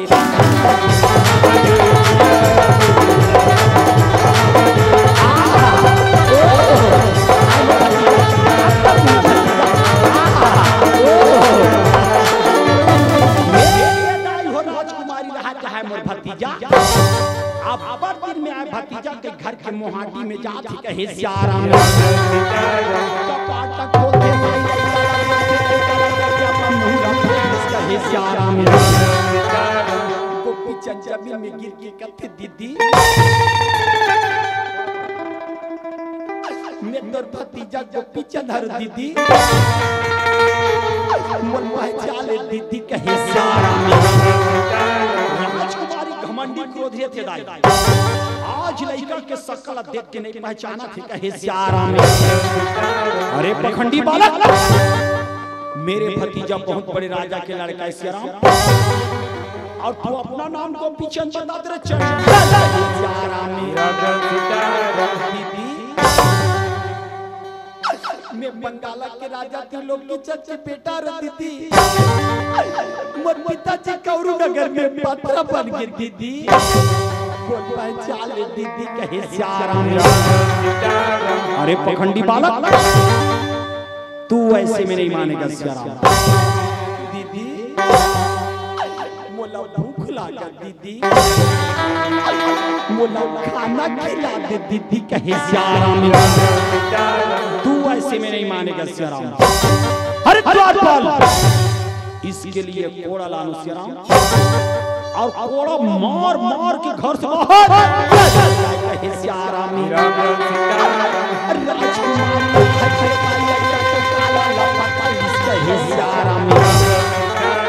लइका कोड़ा ला देखे सियाराम लइका दोनों हाथ का जोड़ ली दाई लइका दोनों हाथ का जोड़ के कथे दीदी बोला मत मार दीदी बोला मत मारना दीदी कोड़ा या कोड़ा ये दी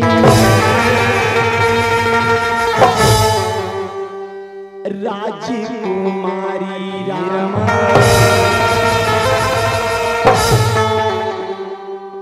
गोपी औ चंदला दाई मारा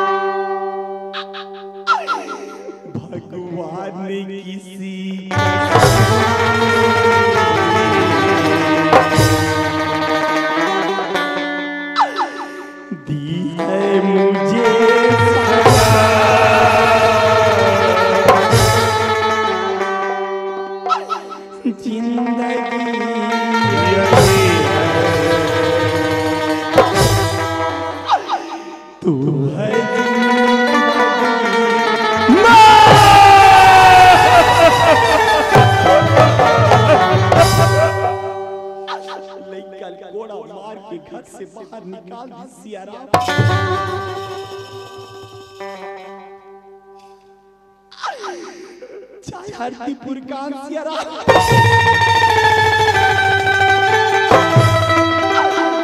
चाय खानापुरी का सियाराम लइका तुहर गांव के बस्ती में बचोली फैला दे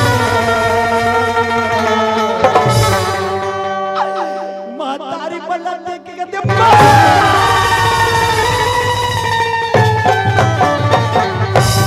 भूख लागत माँ आज लइका तोहर ग्राम खानापुरी के बस्ती में भीख मांगत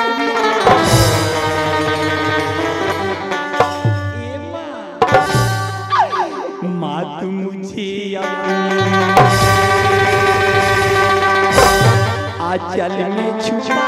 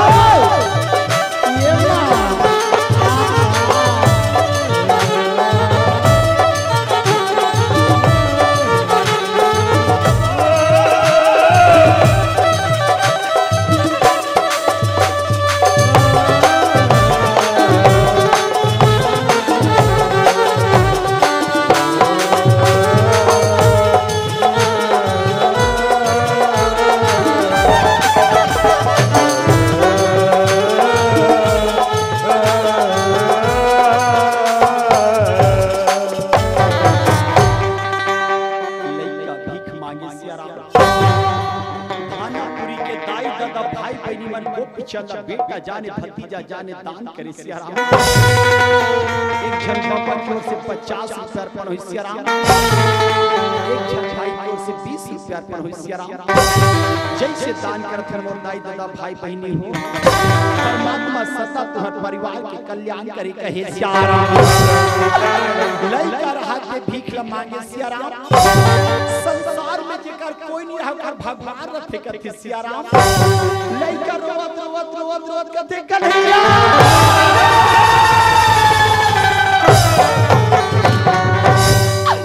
द्वापर में द्रौपदी के लाज बचाए वैसे मोरो लाज न बचा दे कन्हैया। आज कहे सिया राम। लइका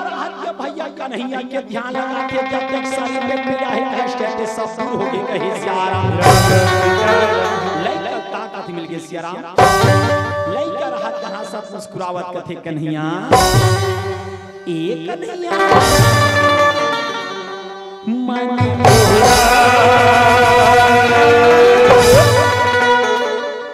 तोरी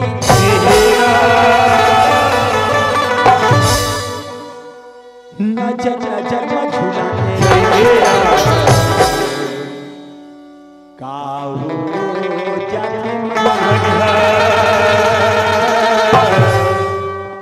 नजर तोरे गाना चले जा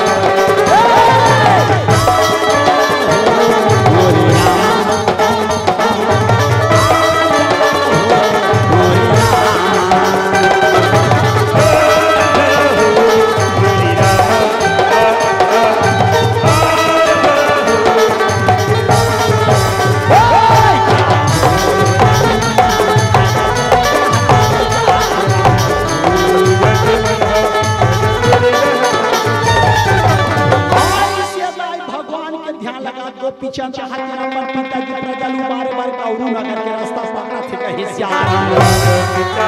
लइका रहत है ताई हो रेंगा रेंगा करे टिन टोनी धोबनीन के गुफा के तीर में पहुंचिए कहे सिया और लइका ला देखे बारे टिन धोबनी रामा नाचा चा कूदा दाई गुफा से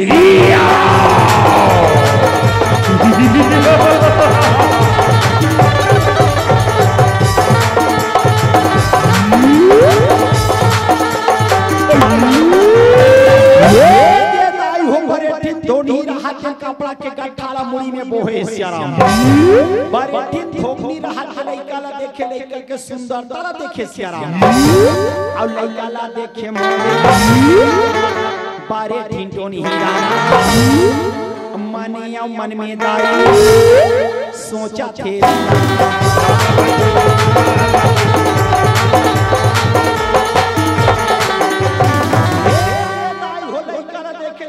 सुंदरता देखे सियाराम कारी और प्यूरी के दाई चौरे निकाले रामा मंत्रा या मंत्रा मनिया पढ़ा थे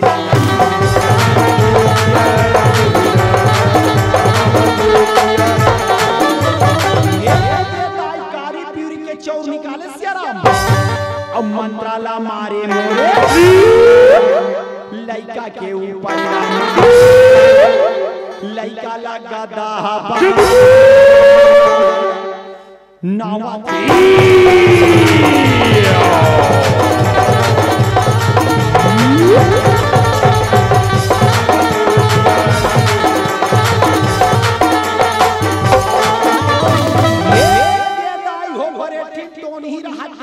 चंद पर मंत्र मार के लइका ला गधा बना जिसका हे सियारा जते गधा गधम का कमी है सियारा गधम का कमी है भैया जते गधा देखन ते कर पूछी थे कहे सियारा लेकिन भैया हो बरेठिन धोबनी रहा के गोपी चंदा बिना पूछी के गधा बना दिस कहे सियारा और कपड़ा ला दे बरेठिन धोबनी दरिया के पार में लाई लेगा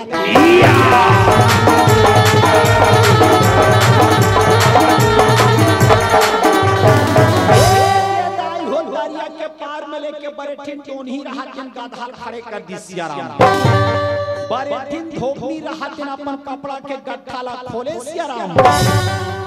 आउ तागा धुराई बरेठिन धोबनी रामा अपन लुगरा लाई काचा थे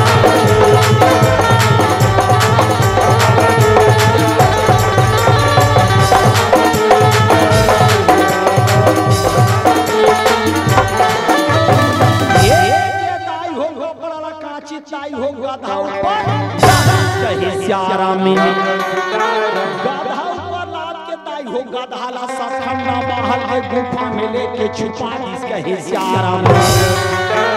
आप देखो दाई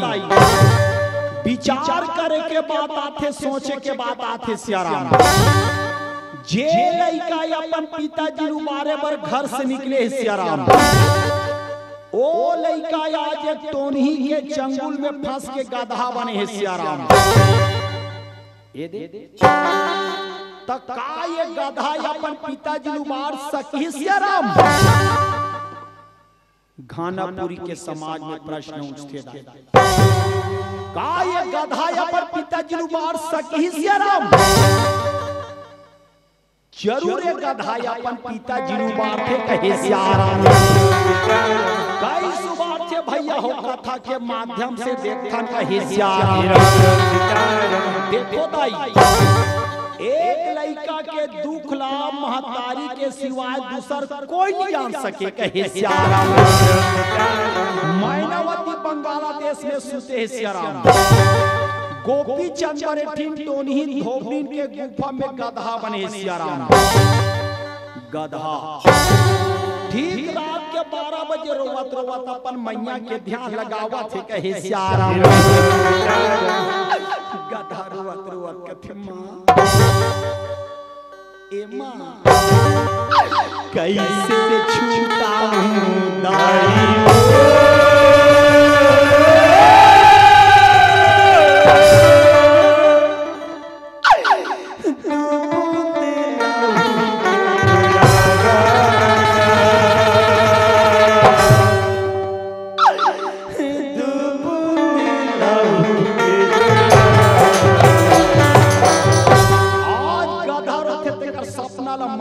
देखते सियारा मायनावती ठीक रात के 12 बजे रोवत रोवत मां दुर्गा के मंदिर में जावा थे कहे सियारा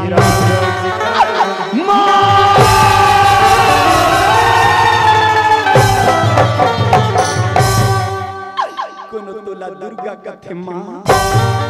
कोनो तोला काली कथे मां ए अभागिन के पुकार सुन के आज मां कहे सियारा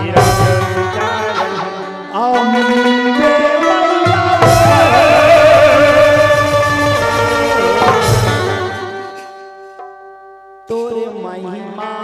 भारी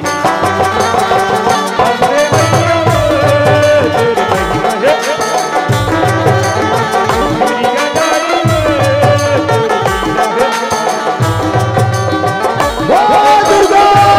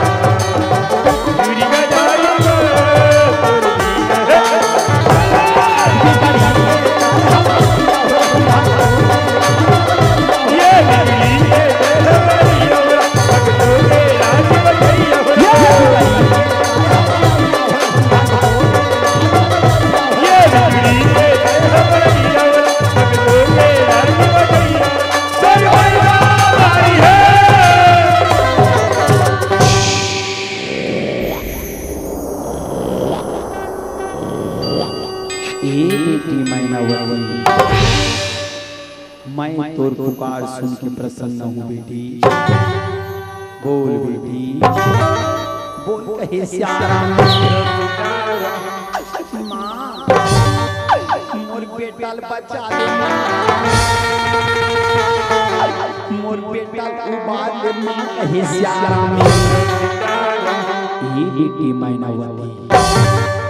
ताए तोर गुरु गोरखनाथ बाबा के शरण में जा बेटी, वही तोर पुत्र के रक्षा करी बेटी। जा बेटी जा बेटी जा बेटी कहे श्याम राम।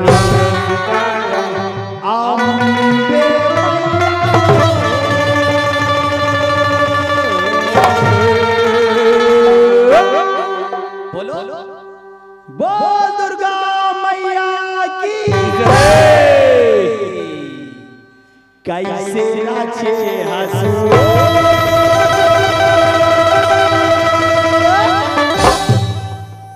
ताया जग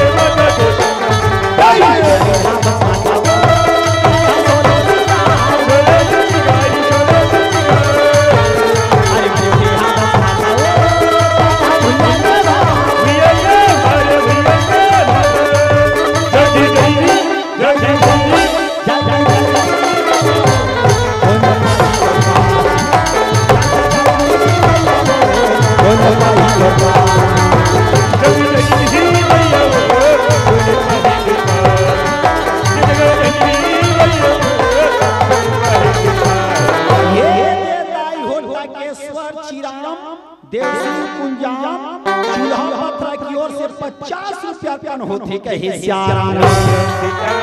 जैसे दान करे भैया परमात्मा सदा तुम्हार कल्याण करे कहे श्याम राम। ये दाई हो अम्बे मैया के ध्यान लगाते मैनावती दौड़ा दौड़ा गोरखनाथ बाबा के शरण में जावत कहे श्याम राम। रानी दोनों हाथ जोड़ के प्रणाम करे श्याम राम। आशीर्वाद दे के कथी ये बेटी मैनावती काबर रोथस बेटी का होगी बेटी कहे श्याम राम। गुरुदेव मोर बेटा बचा ले,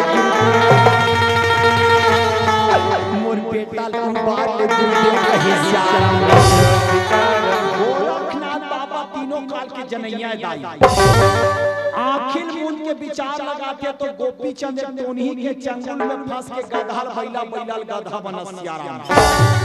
यहाँ तक बताते दाई टोनी मनो लइका नांगर फांद के रात के 12 बजे बिच्छू के डंक में तुतारी मारा थे कहे सियारा। गोरखनाथ बाबा कथे चिंता मत कर बेटी, मैं तोर पुत्र जरूर मारू जाके राजपाटला देख कहे सियारा। गोरखनाथ बाबा महंत को पूछा चल बार बड़े टोनी के रास्ता पापा थे कहे सियारा। ओम नमः शिवाय हरि ओम नमः शिवाय हरि ओम।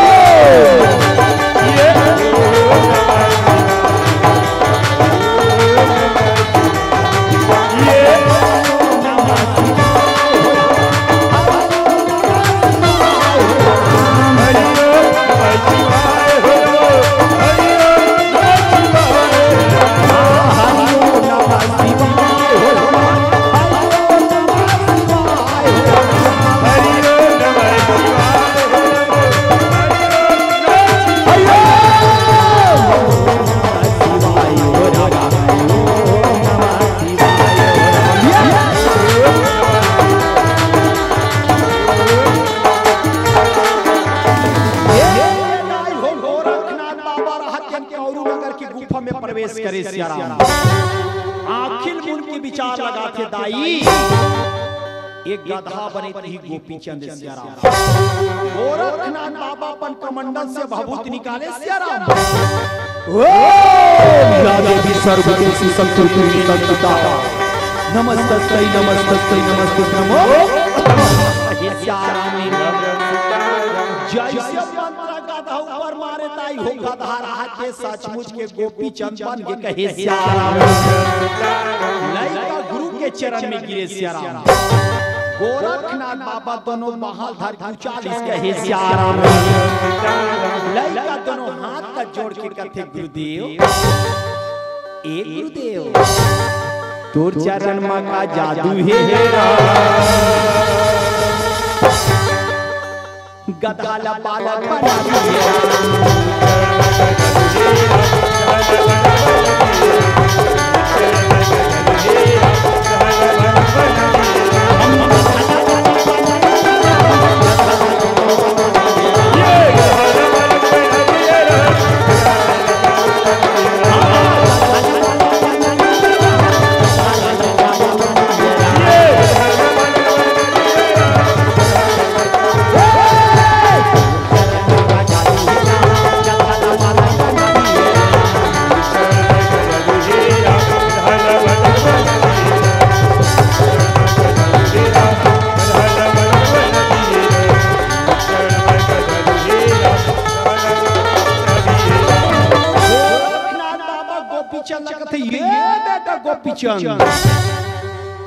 चल बेटा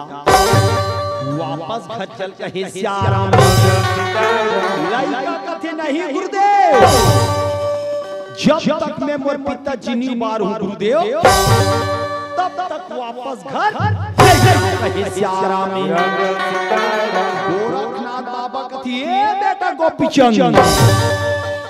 आप एक साधारण टोनी के चंगुल में फंस के गधार बैला गधा बनत हस बेटा। आगे आगे जाबे बड़े बड़े टोनी मिली कोनो तोता ले मैना ले सुआ ले बकरा बनाई तब ते का करबे कहे सियाराम। दूसरी बात कौरू नगर ओ नगर ल कथे बेटा, सच बात के दाई ध्यान दे के बात। कौरू नगर ओ नगर ल कथे सियाराम, जे नगर में दाई हो 18 साल के छोकरी से लेके सियाराम 80 साल के डोकरी तक लकुमारी बताथे कथे कहे सियाराम। वो नगर में पुरुष नाम चीज नहीं है कथे भाई, जे पुरुष जाते वो पत्थरा बन जाते कथे कहे सियाराम। वो नगर में नारी के राज्य है कथे सियाराम। एक से वो नगर कुंवारी नगर के नाम से जाने जाते हैं सियाराम। वही नगर हरे दाई जेला हम आप सब मन कौरू नगर कथन कहे श्याम तैमूर कहना लाला वो कौरू नगर में जारे लाला कहे श्याम लड़का हट कर दिस भाई भले मोर प्राण चले जाए गुरुदेव लेकिन मैं मोर पिताजी बारे बिना घर वापस कहे श्याम माता पिता के प्रति भक्ति प्रेम देख के गोरखनाथ बाबा दया है सियाराम गोरखनाथ बाबा कथित धन्य है बेटा 5 साल की उम्र में दाई दादा के प्रति अत्यंत भक्ति प्रेम रखस गोपीचंद तो पिताजी बारे तोरा धनुष विद्या पूजा पाठ मंत्र सीखना पड़ी बेटा तब ते कहीं कौरू नगर जाके तोर पिताजी प्रजल उबार क्या सक्सेस कहे सियाराम 5 साल की उम्र में दाई हो गोरखनाथ बाबा रहा थे गोपीचंद दरिया पार में लेके धनुष विद्या पूजा पाठ मंत्र सीखो कहे सियाराम मंत्रा मंत्रा मोरी चेला या गुरु रामा दरिया के पार में बाई सीखा खेरा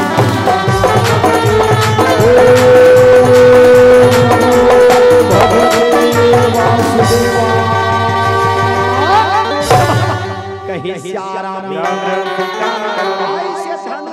पूजा पाठ मंत्र सीखो के गोरखनाथ बाबा कहते चल बेटा गोपीचंद आप तो पिताजी राजा त्रिलोकी चंद प्रजल उबारे बर कौरू नगर के रास्ता पकड़थन कहे सियाराम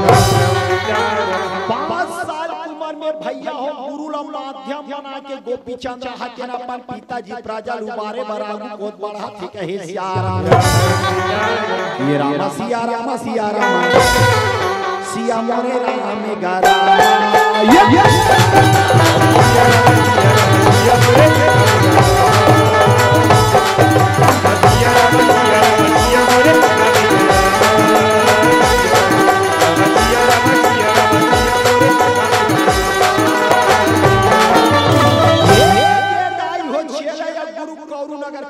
प्रवेश करे सियाराम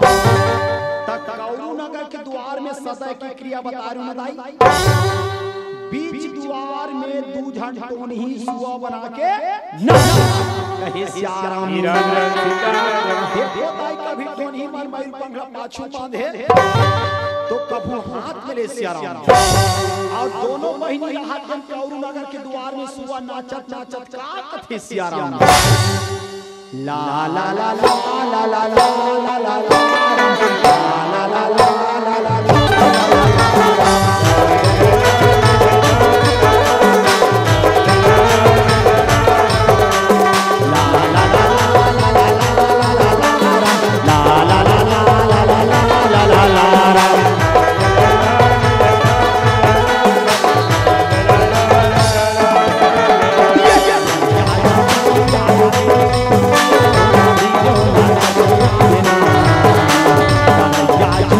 Yeah.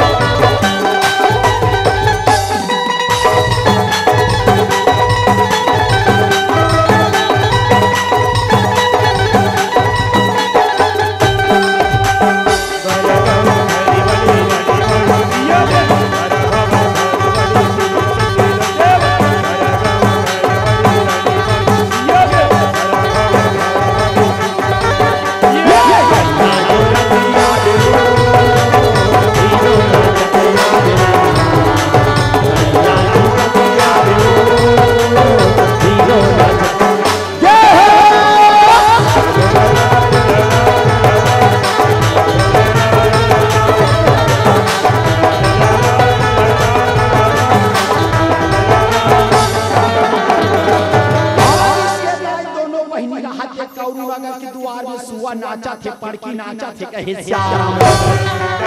नाचा नाचा जाई हो दोनों टोनी नजर हाथ छेला या गुरु पर गे कहे श्याम अपने बचा के दोनों या टोनी ही रामा उफाला छोड़ के दाई भागा थे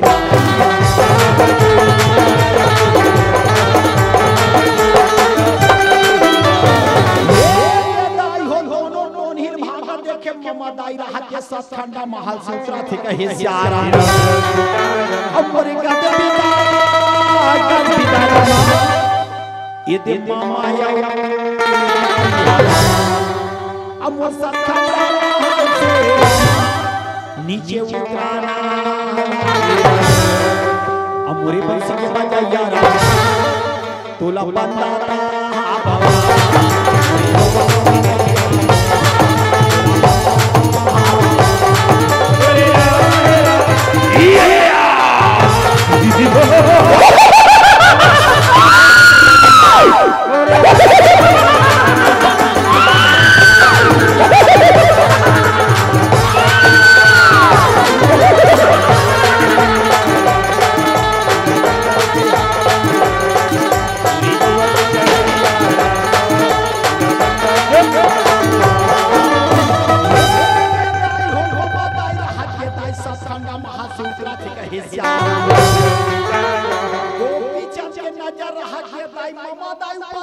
कहे श्याम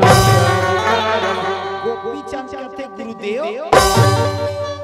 ओ कोने गुरुदेव एक हाथ में फरसा था एक हाथ में पुतला सियाराम अब मुड़ी मुड़ी के हार पहरे दांत रखी सोरे सियाराम ओ कोने गुरुदेव कहे श्याम ये बेटा गोपी चंद वही मामा दाई बेटा वही कौरू नगर के राजा है बेटा जब तक मामा दाई नहीं मारवे सियाराम ते तोर पिता जिन्नी उबार सकस कहे श्याराम किच बात ना सुने दाई हो गोपी चंद हाथे जाके मामा दाई ला ललकारा थे कहे श्याराम ओ मामा दाई मामा दाई लइका कवाई न सुने श्याराम लइका उकत है श्याराम ओए मामा दाई अब और हासनी बाचा से चंडाली तैयार हो जा कहे श्याराम मामा दाई रहा के दाई लइका न समझावा समझावा तारा के कहे श्याराम ए मामा दाई लइका मामा दाई देखे मामा दाई लइका श्याराम गोपी चंद कहते ए मामा दाई दाई मोर पिताजी ला छोड़ दे चंडाली नहीं तो मंत्र मारू कहां जा दे कहे श्याराम अरे बालक तय कौन राजा के बात करता जरा बोला कहे श्याराम ये मामा दाई मैं बंगाल के राजा त्रिलोकी चंद के बारे में बात करता हूं श्याराम जेला ना जाने रे चंडाली कहां छुपा के अच्छा राजा त्रिलोकी ने ऐसा हट करे वाला इसी कारण मैं इसे मंत्र मारकर पत्थर बना दिया अगर तुम्हें मेरा कहना नहीं मानेगा रे बाला तो तुम्हें भी मंत्र मारकर पत्थर बना दूंगा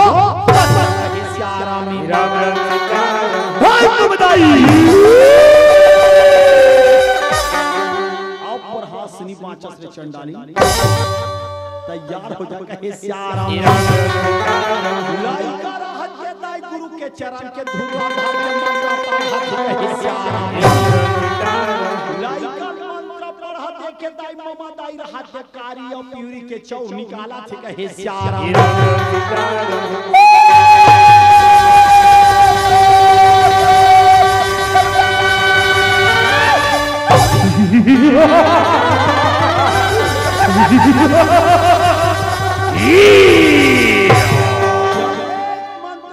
दाई गोपी चंद पर मारे सियाराम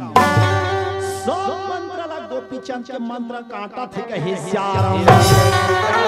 लइका रहत जन गुरु के चरण की स्मरण करत कथे सियाराम ओ श्री गुरु चरण सरोज निजबल मधुर सुधार बजा रघुपति विमल जसु जो नायक पंचाल पुत्र तनुजान के सुब्रव पवन कुमार परम विद्या देव हरुपले सभी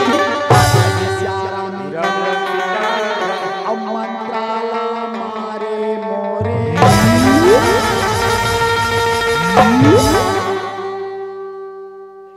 मामा यौदाई के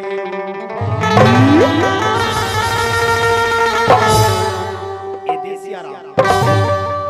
मामा दाई लड़बड़ा थे सियाराम का मामा दाई मर जही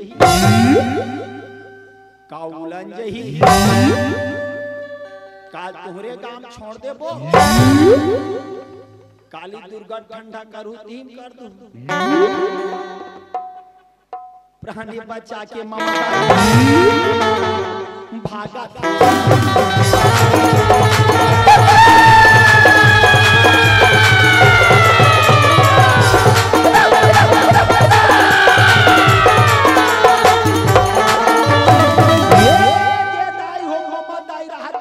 छोड़ के प्राण बचा के भागे सियाराम गोरखनाथ बाबा कौरू नगर की गुफा में प्रवेश करे सियाराम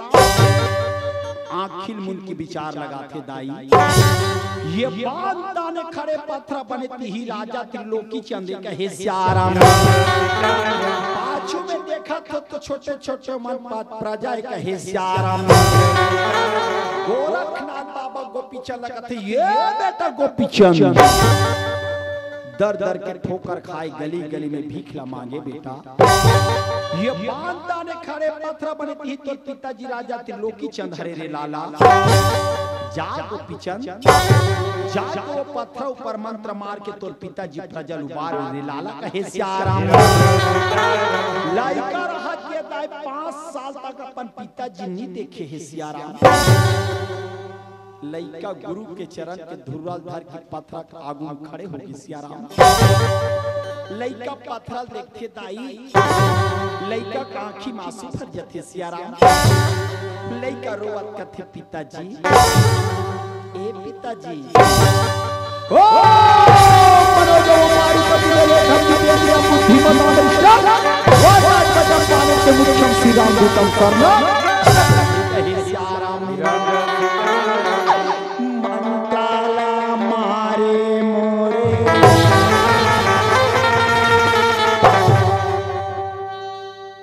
पथरा के ऊपर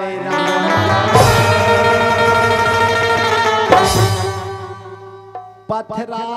राजा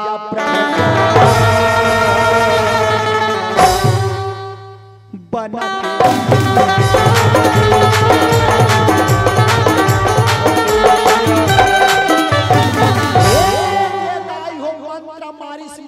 हो पथरा बने इसके राजा या प्रजा सचमुच के राजा या प्रजा बन गए कहे सियाराम राजा त्रिलोकी चंद गोरखनाथ बाबा देखे दोनों हाथ जोड़ के प्रणाम करे सियाराम आशीर्वाद दे के कथे उठो राजन ये तोर पुत्र गोपी चंद हरे राजन गोपी चंद तोर पिताजी के चरण छूले बेटा तोर पिताजी से गला मिल जा कहे सियाराम लइका रहा पिताजी से गला मिला थे कहे सियाराम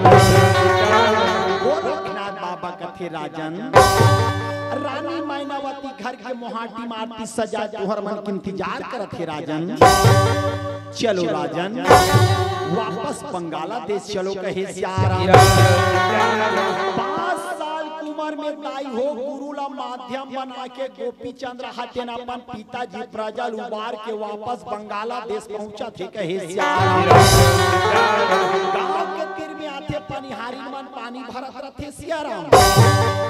पनिहारी मन ओला वो देखे औ का कथे सियाराम तहा गाल न ओ मोरे सियाराम ए दीदी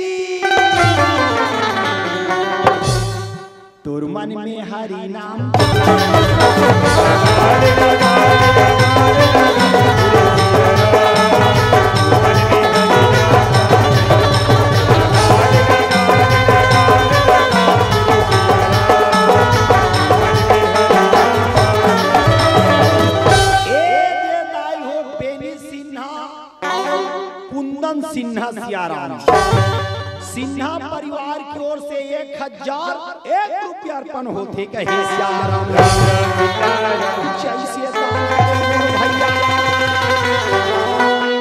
परमात्मा सदा तुम्हार कल्याण करे कहे सियाराम। आरती सजा के रानी सियाराम। संगीत साहिल राम संगत भाव सियाराम। चलो सबो आरती उतारे मोरे सियाराम। तोर मन में हरि नाम जाले राम।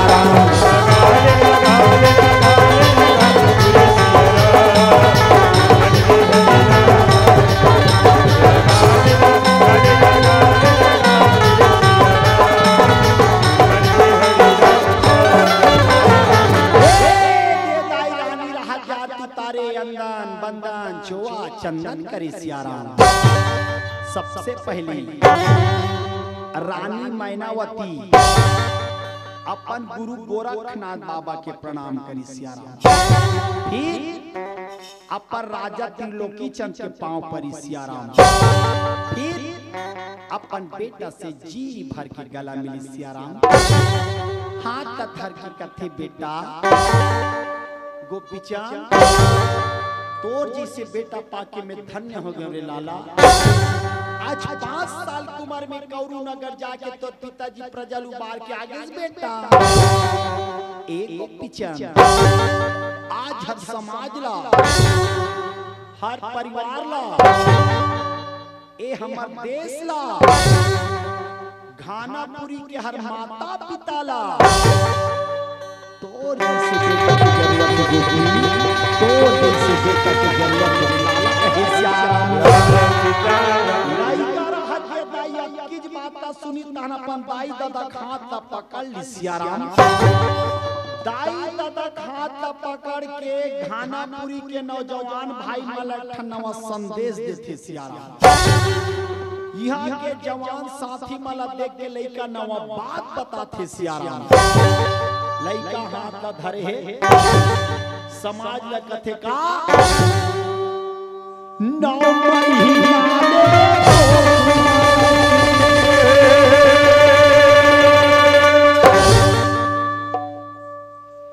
कतको जोखिम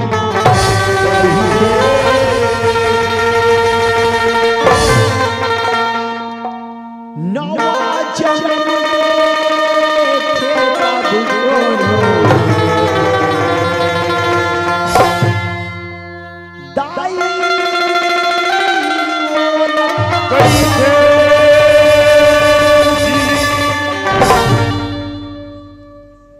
बाप के पद विद्वान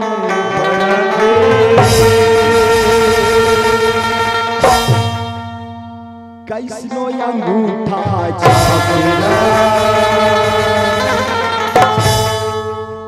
सुखमा दुखमा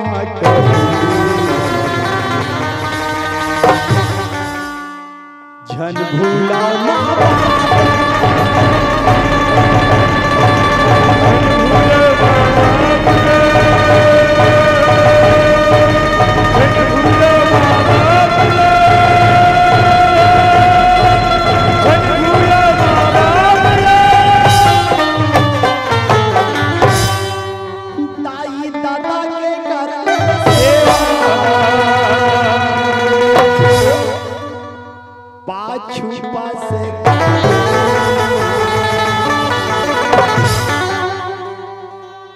लइका का कहा थे समझ आते भाई।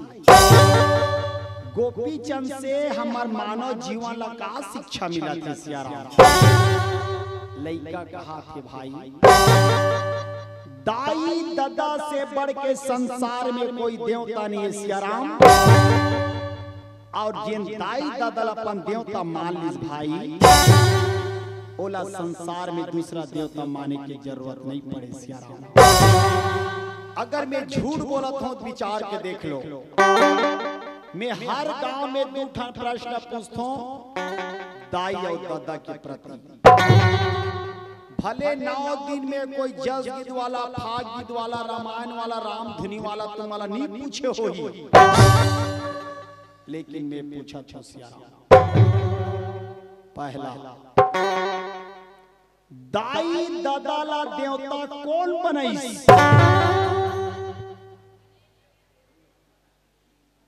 बहुत जोरदार, एक बार अपन लिए ताली बजा दो। मतलब सरपंच महोदय जी 9 दिन ले बने सुने कथा, तब एक उत्तर हम मिला गए। गणेश भगवान जेकर संसार में सबले पहली पूजा होती है ना भैया। दूसरा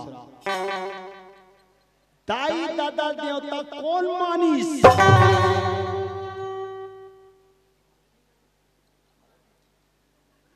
दाई दादा देवता कौन मानिस? कौन चिल्लाई सिरा? खड़े हो जाओ। ओ बेटी के लिए जोरदार ताली बजा दो। श्रवण कुमार जेकर रामचरित्र मानस साफ गवाह देते सियाराम। 5 साल की उम्र में गोपी चंद अपन पिताजी प्रजल उबार की इच्छी बात न कथे और जय छत्तीसगढ़ बालक राम धुनी मंडली ग्राम देवरी भखारा जिला धमतरी से यही संदेश है भाई। दाई दादा के करे पाछू पासे ताबे नहीं आवे दोबारा लहू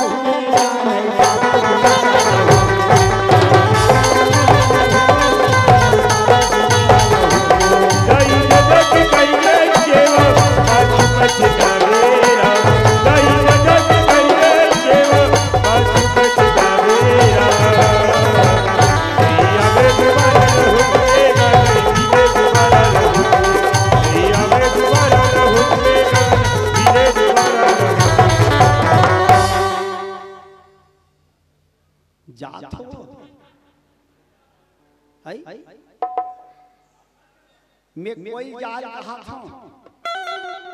जवैया बार कही देखो जवैया से मजा सुतैयल है जे रात भर सुता थोड़ कोई टेंशन नहीं है। अब एक कनक माचे तेल छोड़ के जाओ तो नींद पड़ जाही तब पर जी जाओ जवैयल भगवान नी रोके थमन कौन आओ दाई बस एक कनक में सबो जन के परिचय बतात हूं। ताने एक ठो फाग गीत चली, एक ठो जस गीत चली, एक ठो सुआ गीत चली और एक ठो पंथी गीत चली। हमार आदरणीय बड़े भैया का आदेश है वैशाली सिन्हा पार्थ सिन्हा मयंक सिन्हा परिवार को सिंकावा रुपया अर्पण बोल की श्रद्धा भक्ति की और दया माया राखे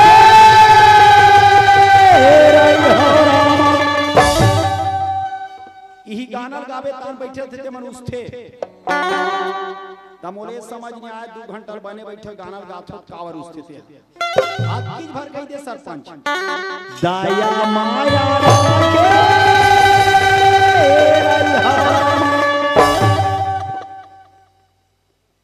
आयन तुम्हारे भले हमार मन के गोड़ हाथ में कांटा गड़ जाता ही पर तुम्हार मन जैसे देवी देवता गोड़ हाथ में कांटा झन गड़े सियाराम। सब जन के परिचय बताओ हमें ध्यान से देखो दाई और ढोला हावे रामा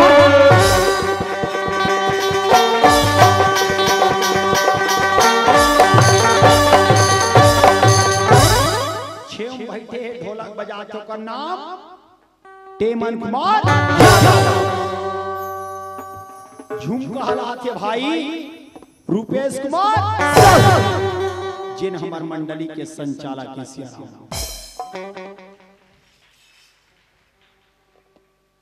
और नाले ला